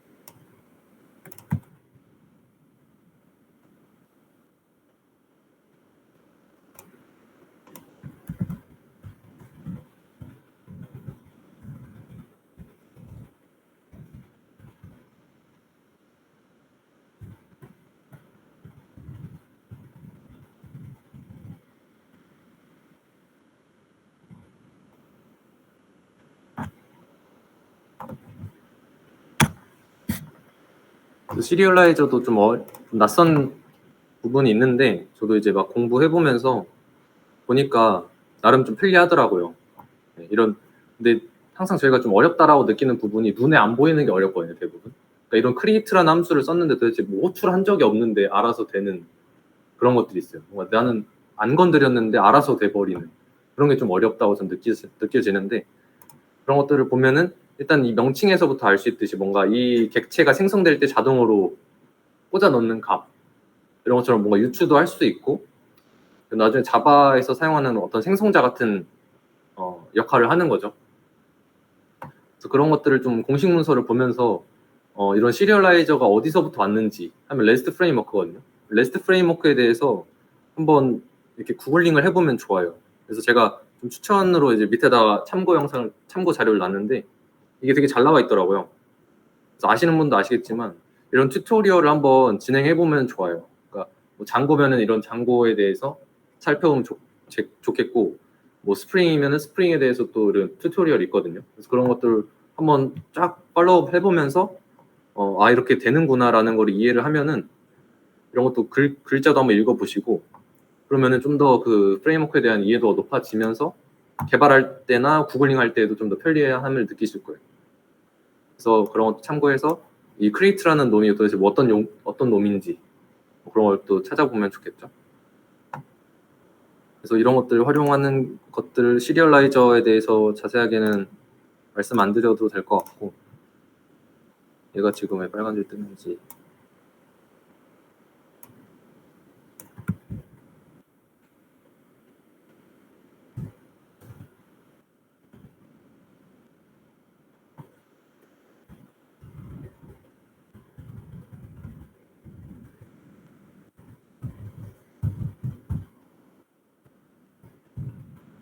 좀 주석을 좀 많이 달아놨는데 이게 여러분 나중에 보실 때 한번 좀 보셨으면 좋겠다라는 내용들이에요. 보면은 저희가 이제 헤더 같은 것도 보면은 헤더에 도대체 뭐가 들어있는지도 궁금할 때가 있잖아요. 네. 뭐 헤더에 도대체 뭐가 있지? 쿠키가 어떻게 저장돼 있을까? 뭐 이런 거 살펴볼 때 저는 좀 프린트나 로그를 많이 찍어 보거든요. 그래서 보면은 print.headers를 찍으면 이렇게 쭉 나와요. 이건 나중에 이제 로그인 됐는지 검증할 때 하는 건데 이런 부분을 보면 아까 제가 얘기했던 어솔라이제이션 뭐 이런 옵션이 있죠. 그거랑 뭐 베어럴 이렇게 해가지고 좀 암호화할 때 사용하는 패턴들이거든요. 그래서 이런 토큰을 주고받을 때 너무 완전 오픈된 데서 하기보다도 좀 더 이렇게 암호화 규칙을 좀 지켜서 주고받자라는 거를 하기 위해서 아까 세팅스에서 뭐 설정을 해준 거예요. 여기 보시면은 뭐 아까 이런 옵션들이 있거든요. JWT 옵션 할 때. 그래서 이런 것들을 준수했다라고 보시면 되겠고 하고 아까 웹 토큰을 좀 디코드를 한번 해보고 싶잖아요. 그 EY.으로 쫙 돼 있는 그런 스트링 값을 도대체 어떻게 좀 값이 저장돼 있을까 이런 거 할 때 이렇게 토큰 값을 저장돼 있는 걸 형태를 볼 수가 있어요. 그래서 이런 부분을 좀 보여드리고 싶었는데 한번 이거를 한번 시연을 한번 해볼까요? 헤더 부분에서 자꾸 저기 안 들어가가지고 방식으로 주고받는 걸로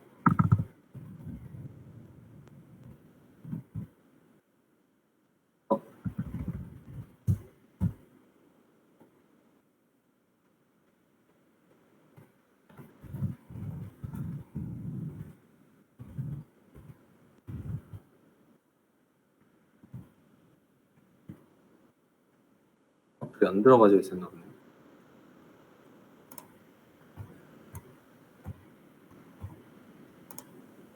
그래서 나중에 한번 참고 레디스 설치를 하고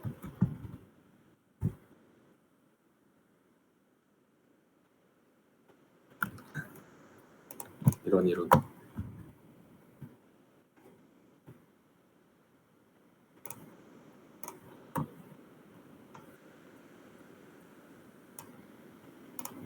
그리고 레디스 사용할 때 이제 캐시를 저희가 쓴다고 했는데 보면 되게 간단하죠. set, 뭐 get 이런 것들. 그러니까 이런 걸 통해서 레디스에 저장된 그런 캐시 값들을 읽어올 수 있게끔 하는 함수예요. 이런 것도 세팅해 주시고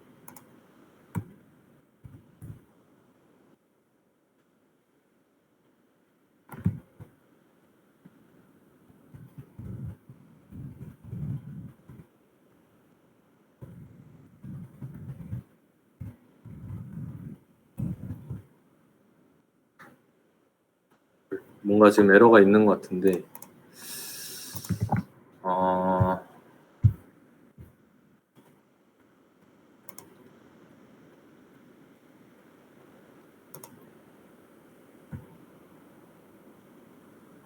일단은 그러니까 이런 형식을 할 때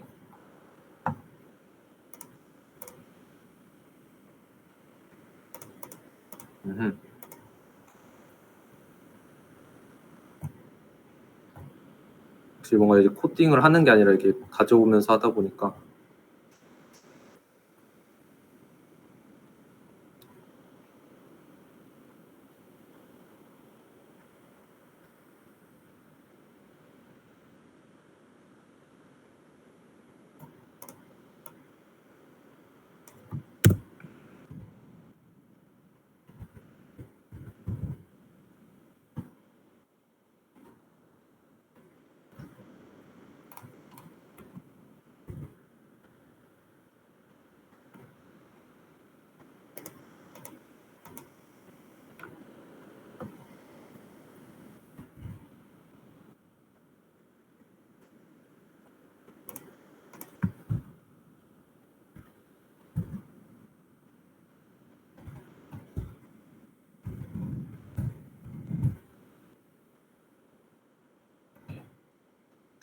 이렇게 해서 이제 회원가입을 한번 진행해 보시면은 보이시나요? 이메일이랑 네임이랑 패스워드를 넘기는 거거든요. 회원가입 한번 하면은 이제 토큰 값을 이렇게 저희가 뱉게 해놨어요. 이게 어떻게 돼 있냐면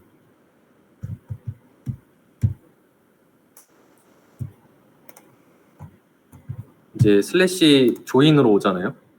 조인으로 왔을 때 URL 매핑 통해서 이 조인 뷰로 넘어옵니다.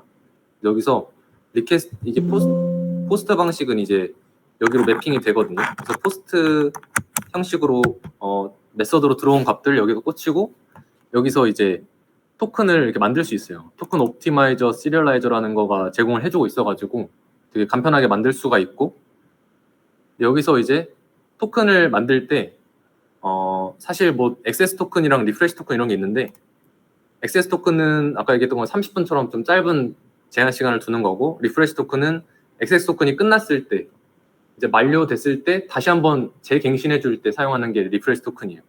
그래서 이렇게 두 가지를 관리를 해주고 있고 이런 것들을 이제 원래 사용자한테 뭐 줄 거냐 말 거냐 이런 것도 설정할 수 있겠죠. DB에만 저장하고 사용자한테 뭘 줄 건지 이런 것도 설정할 수 있겠고 좀 보여주기 위해서 이렇게 두 가지를 다 오픈을 했고 이거 이제 리스폰스라는 그런 걸 통해서 상태 코드 값도 설정을 하고 줄 데이터 바디를 또 설정해서 넘겨준 겁니다.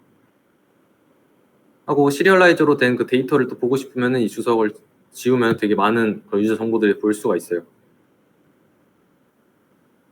그래서 토큰에 대해서 이렇게 되게 쉽게 구현할 수 있다. 사실 자바나 스프링 부트 쓰면은 되게 어렵겠거든요. 근데 이게 장고에 좀 편리한 것 같아요. 쉽게 토큰을 만들 수 있고 이걸 한번 그러면 한번 이 JWT라는 놈을 한번 열어봐야겠죠. 여기 JWT.io 오면은 이렇게 토큰을 제가 넣으면은 이걸 디코드를 해줘요. 그래서 유저 아이디가 1이다라는 것을 보여주거든요. 실제로 유저 아이디가 1인지 한번 볼게요. DB에서도. 일단 이거는 지금 레디스니까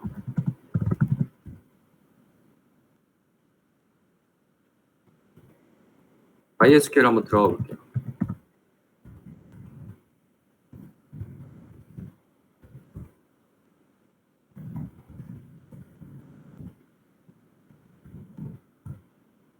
이제 이렇게 사용자가 들어가 있는 걸 볼 수 있죠. 아까 회원 가입한 사용자거든요.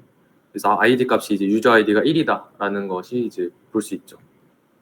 그래서 이런 정보들을 저장을 해서 나중에 데이터베이스로 이제 서버 단으로 이 토큰이 왔을 때 이걸 파싱을 해서 유저 아이디 1이라는 걸 뽑아낼 수 있는 거. 뭐 EXP는 뭐 만료의 시간 이런 것들을 이제 초로 바꾼 거거든요. 그래서 이런 2초 이후에는 없어진다라는 거고. 여러 가지 값들이 있는데 이런 것도 한번 알아보시면 좋아요. 헤더에는 어떤 게 있고 페이로드에는 뭐가 있고 뭐 시그니처에는 뭔지 그런 것도 한번 JWT 공부하시면서 같이 해보시면 좋을 것 같고. 그래서 이런 토큰을 만들어서 주고받을 수 있다. 근데 이거 지금 봤을 때는 제가 이제 로그인을 하게 되면은 저걸 DB에다 저장을 하게 만들었어요. 로그인 이렇게 진행을 하면은 로그인 성공하면서 이 DB에 보면은 이 지금 막 너무 길어서 밀렸는데 토큰 값들이 저장이 돼 있거든요. 그죠? 이 토큰 값들이 저장이 돼 있고 이것들이 실제로 레디스에도 저장이 돼 있어요. 이거를 하나 더 여는 게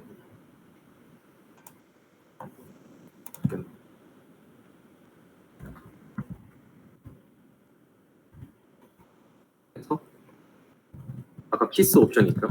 이거 하면은 아까 설정했던 그 보면 제가 세팅에다가 이렇게 이름을 걸어놨어요. 키에 대한 프리픽스를. 그러니까 이게 프로젝트가 여러 개가 돌 수도 있고 레디스에 대해서 여러 개 쓸 수가 있잖아요. 꼭 지금 인증 서버로만 쓰고 있지만 그런 걸 또 구분하기 위해서 앞에 프리픽스를 이렇게 붙여주면은 이 보드 프로젝트 유저스라는 게 또 키값으로 생성이 되고 거기에 이렇게 토큰에 대한 정보들을 가져올 수가 있어요. 저장할 수 있죠. 나중에 이 토큰을 가지고 뭐 DB를 꼭 타지 않더라도 레디스에서 조회할 수 있는 그런 장점이 있어요. 이런 부분을 좀 구현을 해놨고 직접 막 사용자 로그인도 하고 이제 로그인 확인을 할 때 주석한 부분에 대해서 지금 이제 여기서 좀 에러가 나고 있거든요. 헤더 정보 접근할 때. 그래서 이런 부분도 좀 주석을 해제해 보시고 실제로 어떻게 좀 토큰에 대한 유효성을 찾으면 좋을지 이런 것도 검증해보면 좋을 것 같아요. 그래서 로그인 확인할 때 이제 여기다 토큰을 넘겨주면은 잘 적용이 되거든요.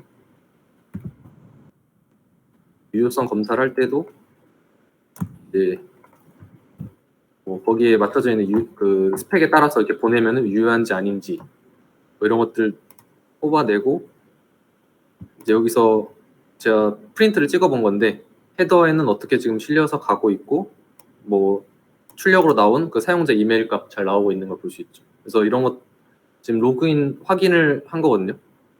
그래서 그런 부분에 대해서 한번 잘 보시면 좋겠습니다. 인프라 다이어그램을 했고 여기서 보면 이제 또 하나 중요한 게 이제 어떤 그때 재웅님은 저거를 웹 서버를 또 엔진엑스를 써서 앞에 붙이셨더라고요. 그래서 그런 거 되게 좋은데 왜 그렇게 했는지 막 아는 것도 중요해요. 그래서 할 때 우리가 웹 서버라는 걸 앞에 두고 너무 좀 많은 거를 전달하려고 하는 것 같은데 이제 웹 서버를 앞에 두고 저희가 사용하고 있는 여긴 자바인데 이제 그 장고라는 걸 두겠죠. 여긴 장고를 두겠죠. 그럼 장고가 이제 와스가 될 텐데 그런 차이점을 좀 알면 좋겠어요. 그러니까 웹 서버를 앞에 두고 뭔가 와스를 배치하고 그다음에 DB를 둘 때 그런 걸 이제 3티어라고 하거든요. 웹 서버를 앞에 두고 엔진엑스나 아파치 서버를 두고 와스를 뭐 배치를 하고 와스는 역할이 또 뭔가 하면은 그런 저희가 파이썬으로 만든 그 데이터들을 화면에다 적절히 뿌려줘서 그거를 웹 서버에 넘겨주는 거예요. 그러니까 그걸 와스가 하는 역할이거든요. 그러니까 동적으로 페이지 만들어주는 역할 하는 거고 그러니까 데이터베이스는 말 그대로 DB, 데이터를 영수적으로 저장하는 거, 뭐 이런 거를 해서 이제 3티어라고 하는데 각각의 좀 역할과 특징을 좀 알면 좋겠어요. 그래서 이런 것도 한번 정리해서 각자 개인 블로그에 좀 써보시면 너무 도움 될 거다. 이거를 모르고 그냥 가시는 분들이 너무 많더라고요. 웹서버가 뭐죠? 했을 때 뭐 이렇게 점점점 되는 경우가 있어가지고 웹서버랑 와스의 차이 이런 것도 많이 물어보니까 했으면 좋겠고, 좀 웹서버는 정적인 파일들, 이미 만들어진 파일을 뿌려주는 용도라고 생각하시면 되고, 와스는 그 파일을 만들어주는 용도다. 그럼 또 와스랑 웹서버랑 왜 나눴냐 하면, 그 사용자가 요청을 보낼 때 똑같은 페이지에 접근하면은 굳이 와스를 거칠 필요가 없잖아요. 웹서버만 가도 충분히 캐싱으로 아까 보여줬던 페이지 그냥 또 보여주면 되니까. 그러면은 웹서버만 접근해도 되니까 와스에 대한 병목이 좀 줄어들겠죠. 매번 와스로 가면은 와스의 부담이 커지니까, 또 와스를 또 오토 스케일링 하자니 또 부담이 되고 여러 가지 있으니까 웹서버를 앞에다 둬서 좀 캐싱도 하고, 저희가 로그인 할 때도 막 그런 정보들 있잖아요. 구글 로그인 할 때 이거 저장된 정보 가져오고 이런 보안적인 것도 처리를 해준다.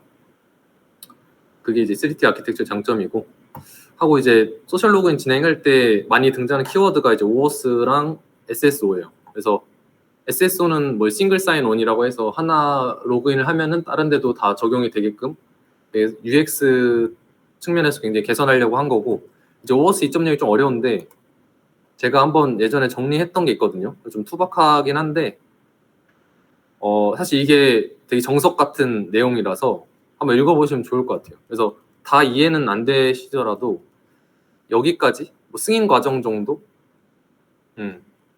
여기 좀 밀렸는데 아무튼 이 부분까지만 사실 알아도 저는 충분하다고 봐요. 그래서 개념이나 왜 필요한지 살짝 읽어보면은 제가 사용자고 어떤 뭐 구글에 있는 정보를 뭐 가져오고 싶어요. 예를 들어서 뭐 내 캘린더 정보나 친구들 목록 이런 것들을 저희가 만든 웹 서비스에 가져오고 싶은 건데, 구글은 저를 못 믿잖아요. 저희 그 웹 서비스, 사용자도 저희 웹 서비스를 못 믿고, 구글이 더 크니까 정보를 막 가져올 수는 없으니까 그런 보안적인 정보들이 이제 크리덴셜스라고 표현을 많이 해요. 프로텍티드 리소스라고 하고, 그런 정보들을 좀 더 안전하게 주려면은 이런 OAuth 2.0 정책을 좀 따라봐라, 이런 거를 정리한 게 OAuth 2.0이에요. 그래서 나의 서비스에 좀 그 보안에 필요한 정보들을 가져오는 것들을 하기 위한 절차라고 보시면 되겠고, 그래서 이런 약자를 통해서 좀 한 줄 정도 알아두면 좀 더 좋을 것 같아요. 나중에 뭐 소셜 로그인 사용해봤습니다 할 때 무조건 들어올 수 있는 질문이라서 소셜 로그인 코드 진행할 때도 OAuth 2.0에 대해서는 꼭 알았으면 좋겠다. SSO에 대해서 잘 정리를 해놓은 게 있어가지고 여기 참고하시면 좋겠고, 이제 거의 마지막 다 됐는데 사실 이게 제일 중요하다고 저는 봐요. 이게 이번 그 세션 끝나고 나서 제일 많이 배워갈 부분이 여기인 것 같은데, 프로젝트 할 때 항상 좀 왜라는 질문을 좀 했으면 좋겠어요. 그래서 왜 그 프로젝트를 했고 어떤 문제를 좀 해결하려고 했는지, 그런 등장 배경을 좀 잘 쓰면은, 왜냐면 다 똑같이 프로젝트 하거든요. 근데 이런 게 많이 빠져 있더라고요. 프로젝트 볼 때 그냥 했습니다, 뭐 부트캠프든 뭐 프로젝트 해서 했습니다로 끝나는데, 그 사람들은 이제 그건 많이 봤으니까 그래서 왜 하려고 했냐, 너만의 생각이 있냐, 그런 거를 많이 물어보는 것 같아요. 그래서 뭐 사회적인 문제를 해결하려고 해도 좋고, 내 주변에 어떤 불편한 점을 해결하려고 했다라는 것도 좋고, 꼭 그런 거를 꼭 어필을 하고 갔으면 좋겠고, 없다면은 어떻게든 만들었으면 좋겠어요. 좀 차별점을 그렇게 두자 하고, 그 프로젝트에서 얼마 정도 인원이 어느 정도의 기간으로 했고 내 역할은 뭐였는지 이런 게 꼭 명시가 돼 있어야 돼요. 왜냐면 그 추가 질문으로 아깝게 안 뺄 수 있거든요. 몇 명이서 했어요, 얼마에서 했어요, 이거를 한번 질문을 미리 써놓으면은 그분도 이해하기 편하니까 그렇게 하면 좋겠고, 그 프레임워크 이거에 대해서 잘 물어보진 않는데 이런 것도 꼭 알아두면은 전 좋다고 봐요. 프레임워크를 왜 썼고, 왜 장고냐, 왜 스프링 부트냐, 왜 자바냐, 코틀린은 또 왜 안 썼냐, 뭐 이렇게 뭔가 더 언어적인 질문도 나올 수도 있고 하니까, 그래서 이것도 해놓으면 좋고, 이건 이제 개인 블로그겠죠. 그래서 이런 부분은 이제 리듬이나 뭐 개인 자소서에 들어가면 좋겠고, 이런 것들은 이제 블로그에 따로 정리를 해서 관리하면 좋겠어요. 그리고 어떤 걸 느꼈고, 이건 이제 뭐 그 기술 면접 때 얘기할 내용이겠죠. 이 프로젝트 통해서 이 한 줄만 잘 설명할 수 있으면 돼요. 이 한 줄. 사실 이 한 줄 듣고 싶어 하는 거거든요, 사람들은. 그래서 잘 얘기할 수 있게끔 정리하면 좋겠고, 자소서랑 이제 면접이 크게 남아 있을 텐데, 만약에 기업 지원하게 된다면은 기술적 어필을 할 때는 이제 앞에서 레디스를 통해서 토큰 가지고 뭔가 인증 작업 거쳤던 거를 잘 쓰면 좋겠어요. 그래서 RDB로 인증 작업을 하게 되면은 토큰을 계속 DB에서 꺼내와야 되는데 그런 시간이 많이 걸리더라. 그래서 레디스 캐싱을 통해서 응답 속도를 개선했다. 근데 이렇게 응답 속도 개선하려고까지 하면은 그런 목 데이터들이 있어야 돼요. 임의의 데이터. 사용자 막 10,000명, 1,000명 이렇게 만들어 놓고 해야 좀 더 유의미한 시간이 나오거든요. 그래서 그런 것들을 한번 삽입을 강제로 해놓고 하면 좋겠고. 그래서 면접 때는 이제 이게 또 어떻게 가져올 수 있냐. 프로젝트 갈등 상황, 이게 무조건 물어봐요. 갈등 있었냐, 없냐. 갈등이 없었다라고 그러면 절대 안 돼요. 무조건 있었다라고 해야 되고, 그거에 대해서 이렇게 설명할 때 신기술 도입을 하는 거가 되게 하려고 했는데 팀원들이 뭔가 막았다. 그걸 나는 어떻게 해결했다. 이런 방향으로 가는 게 제일 좋아요. 뭐 누가 못했다, 잘했다 이렇게 쓰기보다도 이런 공동체를 위한 노력을 했다라는 거를 좀 어필하면 좋겠다라는 측면에서 레디스를 또 여기서 쓸 수 있어요. 그래서 레디스 신기술 적용할 때 갈등이 있었다 하면서 적용할 때 캐싱에서 응답속도 개선하고 싶었는데 팀원들이 조금 거부를 가졌었다. 그래서 뭐 레디스 개념 장단점 이런 것들을 만들어서 설득했다. 그래서 뭐 좋은 결과가 있었다. 이런 형식으로 저는 하는 게 제일 딱 기술적으로 개발자 같고 좋다고 저는 봐요. 그래서 이런 신기술에 좀 열려있는 기업들은 좋아하니까 이렇게 좀 적극적으로 뭔가 공동체를 위해서 노력했다라는 걸 어필하면 좋겠다. 하고 앞으로 하면 좀 좋을 것들이 이제 다우 기술, 이제 강민님 통해서 들었는데 다우 기술이 계속 좀 지원을 해주는 것 같더라고요. 거기서 제가 한번 찾아봤던 게 키움증권을 거기서 관리를 해요. 그래서 거기서 또 오픈 API가 있더라고요. 그래서 만약에 금융권 쪽 생각을 하신다면은 여기 오픈 API를 한번 써봐서 뭐 프로젝트 조그마한 거 하나 만들어봤다. 뭐 클론 코딩도 요즘 좋으니까 그런 걸 해봤다라는 걸 하면 좋을 것 같고, 프로젝트를 진행할 때도 좀 도메인에 대해서 현장 조사를 꼭 했으면 좋겠어요. 뭔가 만약에 편의점 앱을 개발한다고 하면은 직접 편의점에 방문을 해봐서 점주나 알바생 그리고 고객들과 많이 인터뷰를 해서 현장 니즈를 파악하려고 노력했다라고 많이 하면 좋을 것 같아요. 이런 게 없어요. 프로젝트 할 때. 다 그냥 뭔가 주니까 했다, 뭐 이렇게 했다라고 가는데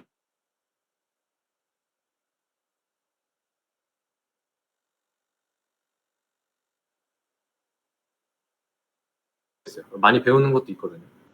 면접할 때도 더 동적인 얘기가 나올 수 있고 했고, 그리고 이제 만약에 시중에 앱을 좀 클론 코딩 하고 싶다라고 하면은 구글 스토어 댓글을 봐도 돼요. 현재 사용자들이 올렸던 그런 리뷰들을 보고 높은 거랑 낮은 거 50개씩 봐가지고 개선점이 좀 보일 거예요. 난 이런 거 개선해야지 하면서, 이것도 시장 조사니까 이런 걸 했다고 서두에 써버리면은 사실 뒤에 거 안 봐요. 와, 이거 가지고 계속 얘기하니까 뭐 어떤 거 배웠냐, 느꼈냐. 그래서 이런 실제 시장의 조사 이런 거 꼭 어필하면 좋겠다라는 거고, 여기서 이제 수치화도 할 수 있으면 좋겠죠. 뭐 평점을 얼마 올렸다, 아니면 뭐 몇 명의 사용자가 더 유입됐더라, 뭐 이런 것들을 하면 좋겠고, 저희가 레디스를 배웠으니까 아까 썼던 건 진짜 기본이거든요. 그래서 거기서 자료 구조가 되게 지원해주는 게 많아요. 뭔가 자동으로 정렬해주는 그런 솔티드 셋이 있어요. 그냥 데이터를 넣으면 알아서 정렬이 된 상태로 유지되어 있는 게 있어요. 그래서 그런 걸 할 때 만약에 정렬 안 돼 있는 그런 RDB였다면은 매번 정렬해주는 작업을 해야 되는데 솔티드 셋을 사용하면은 바로 그냥 조회만 하면 되니까 정렬할 필요 없이. 그래서 솔티드 셋을 한번 활용해서 랭킹 시스템을 한번 구현하면 좋겠다. 사용자들 뭐 요즘 그런 갓생살기 관련해가지고 나의 어떤 포인트랑 뭐 나의 어떤 업적을 계속해서 갱신하는 것들이 있거든요. 그래서 그런 거 할 때도 솔티드스를 써서 했다 하면은 완전 눈에 띌 거라고 저는 봐요. 그리고 하나 더 이제 점점 뎁스가 깊어지는데, 이제 이거는 이제 알림 서비스 할 때, 뭐 채팅이라던가 어떤 공고, 광고 그런 알림 기능을 할 때 RDB로 하게 되면은 되게 어려워요. 뭔가 친구를 초대하는 알림 갈 수도 있고, 친구를 또 수락했다라는 알림도 있고, 채팅을 보냈다라는 알림, 뭐 광고에 대한 알림, 뭐 이런 게 되게 많은데 그럼 어떻게 관리할 거냐. RDB에서 하면 스키마가 꼭 있어야 되는데 되게 복잡하잖아요. 그래서 이런 거를 이제 적용하기 제일 좋은 게 저는 그 몽고DB인 것 같아요. 그래서 그냥 RDB로 쭉 다 했다보다도 알림 서비스는 몽고DB로 했습니다. 인증 서버는 레디스로 했습니다. 사실 이걸 하면은 사피나 이런 것보다 솔직히 저는 이게 더 낫다고 봐요. 사피는 어차피 개념 초반에 막 개념 달리고 프로젝트 나중에 하는데 사피를 또 싫어하는 기업들도 있고 그런 게 있거든요. 그래서 저는 오히려 이렇게 동적으로 좀 진짜 필요로 하는 것들이잖아요, 어떻게 보면. 그래서 이런 거를 한번 적용을 해서 뭐 스키마가 굉장히 다양하고 그렇기 때문에 스키마 리스한 그런 도큐멘트 DB를 적용을 했다. 이런 게 전 더 좋지 않나 이런 생각이 들어요. 그래서 뭐 이런 걸 어필할 때 이제 커밋 메시지로 남기는 거죠. 뭐 GitHub 커밋 보낼 때 커밋 메시지에다가 뭐 몽고DB로 개선 뭐 이렇게 해가지고 그 커밋 메시지를 따로 또 해서 링크 첨부할 수도 있고 뭐 여러 가지 어필할 수 있는 방법 많으니까 전 이거를 꼭 했으면 좋겠어요. 이 두 가지는 진짜로 물론 지금 다 중요하긴 한데 이것도 한번 좀 알림 서비스 할 때 한번 해볼까라는 생각 해보면서 좀 도입하려고 한다라고까지 쓸 정도로 했으면 좋겠어요. 뭐 도입 안 했더라도 도입하려고 합니다 정도라도 자소서에 쓸 수 있으면은 그걸로도 또 질문 들어올 수 있으니까 꼭 안 됐더라도 도입하려고 한다. 뭐 이렇게 하면 그분들 입장에서는 그럴 수 있잖아요. 신입이니까. 그래서 이런 것들을 꼭 안 도입했더라도 도입하려고 한다. 앞으로 할 예정이다. 이렇게 쓰면은 좋다. 그리고 이거에 대해서 개념적으로만 알고 있으면 되니까. 사실 몽고DB랑 RDB 차이가 뭐냐 이런 질문만 들어오거든요. 그래서 하면 좋겠고 이거는 되게 어려울 수 있는데 이제 백엔드 개발자 뽑을 때 점점 높아지고 있어요. 허들이 솔직히. 그래서 이제 MSA까지 슬슬 등장을 하고 있어요. 그 자소서에. 말이 안 되는 거거든요. MSA 적용해보면 우대사항으로 써 있는데 이거에 대해서 적용은 저도 사실 어려울 것 같고 이론 공부라도 좀 하면 좋을 것 같아요. 그래서 MSA가 간단하게 말씀드리면은 서비스가 이제 하나로 지금 보면 제가 만든 것처럼 게시글, 뭐 유저 이런 서비스들이 하나에 같이 있잖아요. 지금 여기 장구 프로젝트 보면은 그죠? 이렇게 지금 하나의 여러 가지 앱이 하나의 서비스에 같이 물려 있는데 이렇게 되면은 만약에 사용자 그럴 일 없겠지만 사용자 단에서 에러가 터졌어요. 서비스가 에러가 나면은 지금 게시글 작성도 안 되고 다 안 되는 거잖아요. 하나의 서비스가 지금 죽으니까. 근데 그게 아니라 MSA로 개발한다라는 건 뭐냐면은 유저에 관련된 장고 프로젝트 따로 만드는 거예요. 장고 프로젝트가 여러 개 있는 거예요. 그래서 유저에 대한 장고 프로젝트, 게시글에 대한 장고 프로젝트 다 따로따로 있어가지고 이 서비스가 죽어도 다른 서비스한테 영향을 안 미치게 하는 게 목적이거든요. 그러니까 우리가 궁극적으로 MSA를 했다라고 하면은 이렇게 도메인으로 나누는 것들을 다 따로따로 관리하고 있다고 보면 돼요. 이러면 이 서비스 간에 그래서 제가 아까 API도 앞에 막 슬래시 붙이고 막 유저스 이렇게 나눴잖아요. 그것도 여기서 사실 적용할 수 있는 거죠. 유저스면 유저스에 대한 장고 프로젝트에 가서 요청하면 되고 그 게시글은 게시글 하면 되니까 만약 여기서 그렇게 도메인별로 서비스를 나눴다라고 보시면 돼요. 그래서 여기서 뭐 DDD라는 뭐 이런 도메인 주도 개발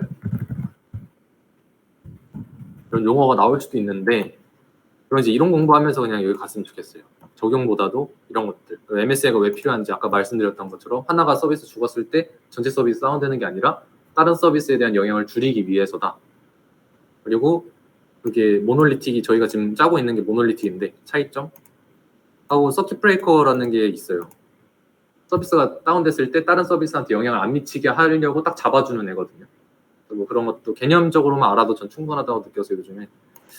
그래서 구현하기 위해 필요한 것들 뭐 아까 서비스가 여러 개 있다고 했는데 그럼 이 서비스들 간에 또 통신을 해야 되잖아요. 프론트랑 통신하는 거 말고도 이 서비스 간에 나 살아있어, 나 죽었어 뭐 이런 거를 알려줘야 되니까 그런 것들이 이제 뭐 카프카 같은 그런 메시지 브로커 형식 그런 게 있어요. 그런 플랫폼인데 이런 것도 한번 공부만 해보셨으면 좋겠다. 하면 공부라는 거는 이거랑 뭐 비교되는 플랫폼들 카프카 치면 막 VS 하면서 나올 거예요. 그런 블로그 글들이. 그런 거 다 정리를 해서 제가 카프카를 지금 얘기한 이유는 카프카를 제가 많이 쓰기 때문인데 왜 카프카를 많이 쓰는지 장단점들 다 하는 게 좋겠죠. 그래서 저는 이론 공부만 해도 충분할 것 같다. 그래서 만약에 내가 만든 프로젝트 적용한다면 어떻게 하겠다라고 말할 수만 있으면은 그것도 괜찮다. 그래서 MSA를 모르는 것보다는 그래도 공부하고 가는 게 좀 좋을 거라고 봐요. 하고 이제 이거 얘기했던 건 목데이터 생성해서 만드는 건데, 목데이터가 지금 이제 제가 하나 예시 찾은 건 이건데, 뭐 제너레이트 데이터 하면 되게 많이 나올 거예요, 사이트가. 그래서 말 그대로 임의로 데이터를 만드는 거예요. 그래서 난 SQL로 만들 거고, 뭐 이름 값이랑 이메일 값이랑 아까 뭐 패스워드니까 이런 숫자 값들이 필요해, 이렇게 하고 제너레이트를 하면은 이렇게 만들 수가 있어요. 그러면은 뭐 예시 데이터들이 이렇게 나오거든요. 보면은 이렇게 그 값들을 자기가 마음대로 만들어 놨어요.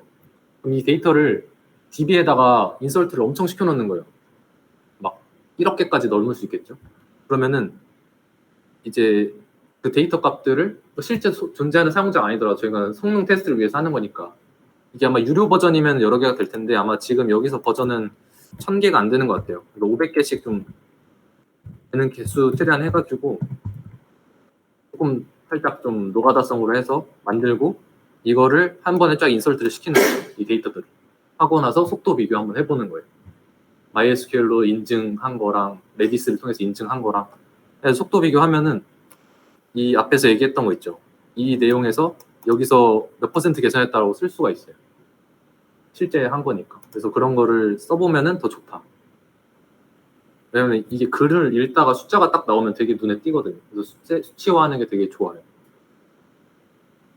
그래서 이렇게 해서 하면 좋겠다 하고, 자주 발생하는 에러나 이런 것들 써놨고 추천 했습니다. 그래서 이상으로 발표를 마치고 좀 많은 내용 좀 전달하려고 했는데 잘 전달이 됐을지 잘 모르겠어요. 그래서 이거 부분에 대해서 좀 궁금한 점이나 좀 어떻게 할까요? 이런 방향성에 대해서도 궁금하실 수 있는데, 그런 것들 궁금하시면은 슬랙이나 뭐 편한 걸 통해서 저한테 연락 주시면 제가 언제든지 답변 드릴 거니까 하시면 좋겠고, 제가 하나 추천드리는 거는 이 내용을 좀 가지고 여러 가지 제가 막 던져놨는데, 도커, 뭐 MySQL, 레디스, JWT, 뭐 소셜 로그인 이런 거 던져놨는데, 그런 걸 한번 이번 주에 한번 정리를 해서 일요일까지 한번 써보는 게 전 좋을 것 같아요.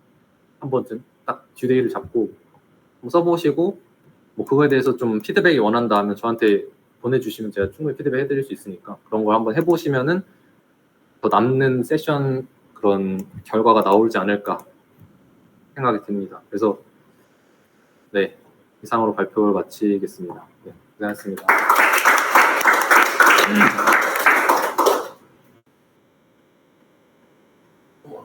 네. 혹시 뭐 질문 있으시거나 뭐 그런 개발자 커리어, 물론 제가 아직 취업한 건 아니지만 추천하면서 느꼈던 것도 있는데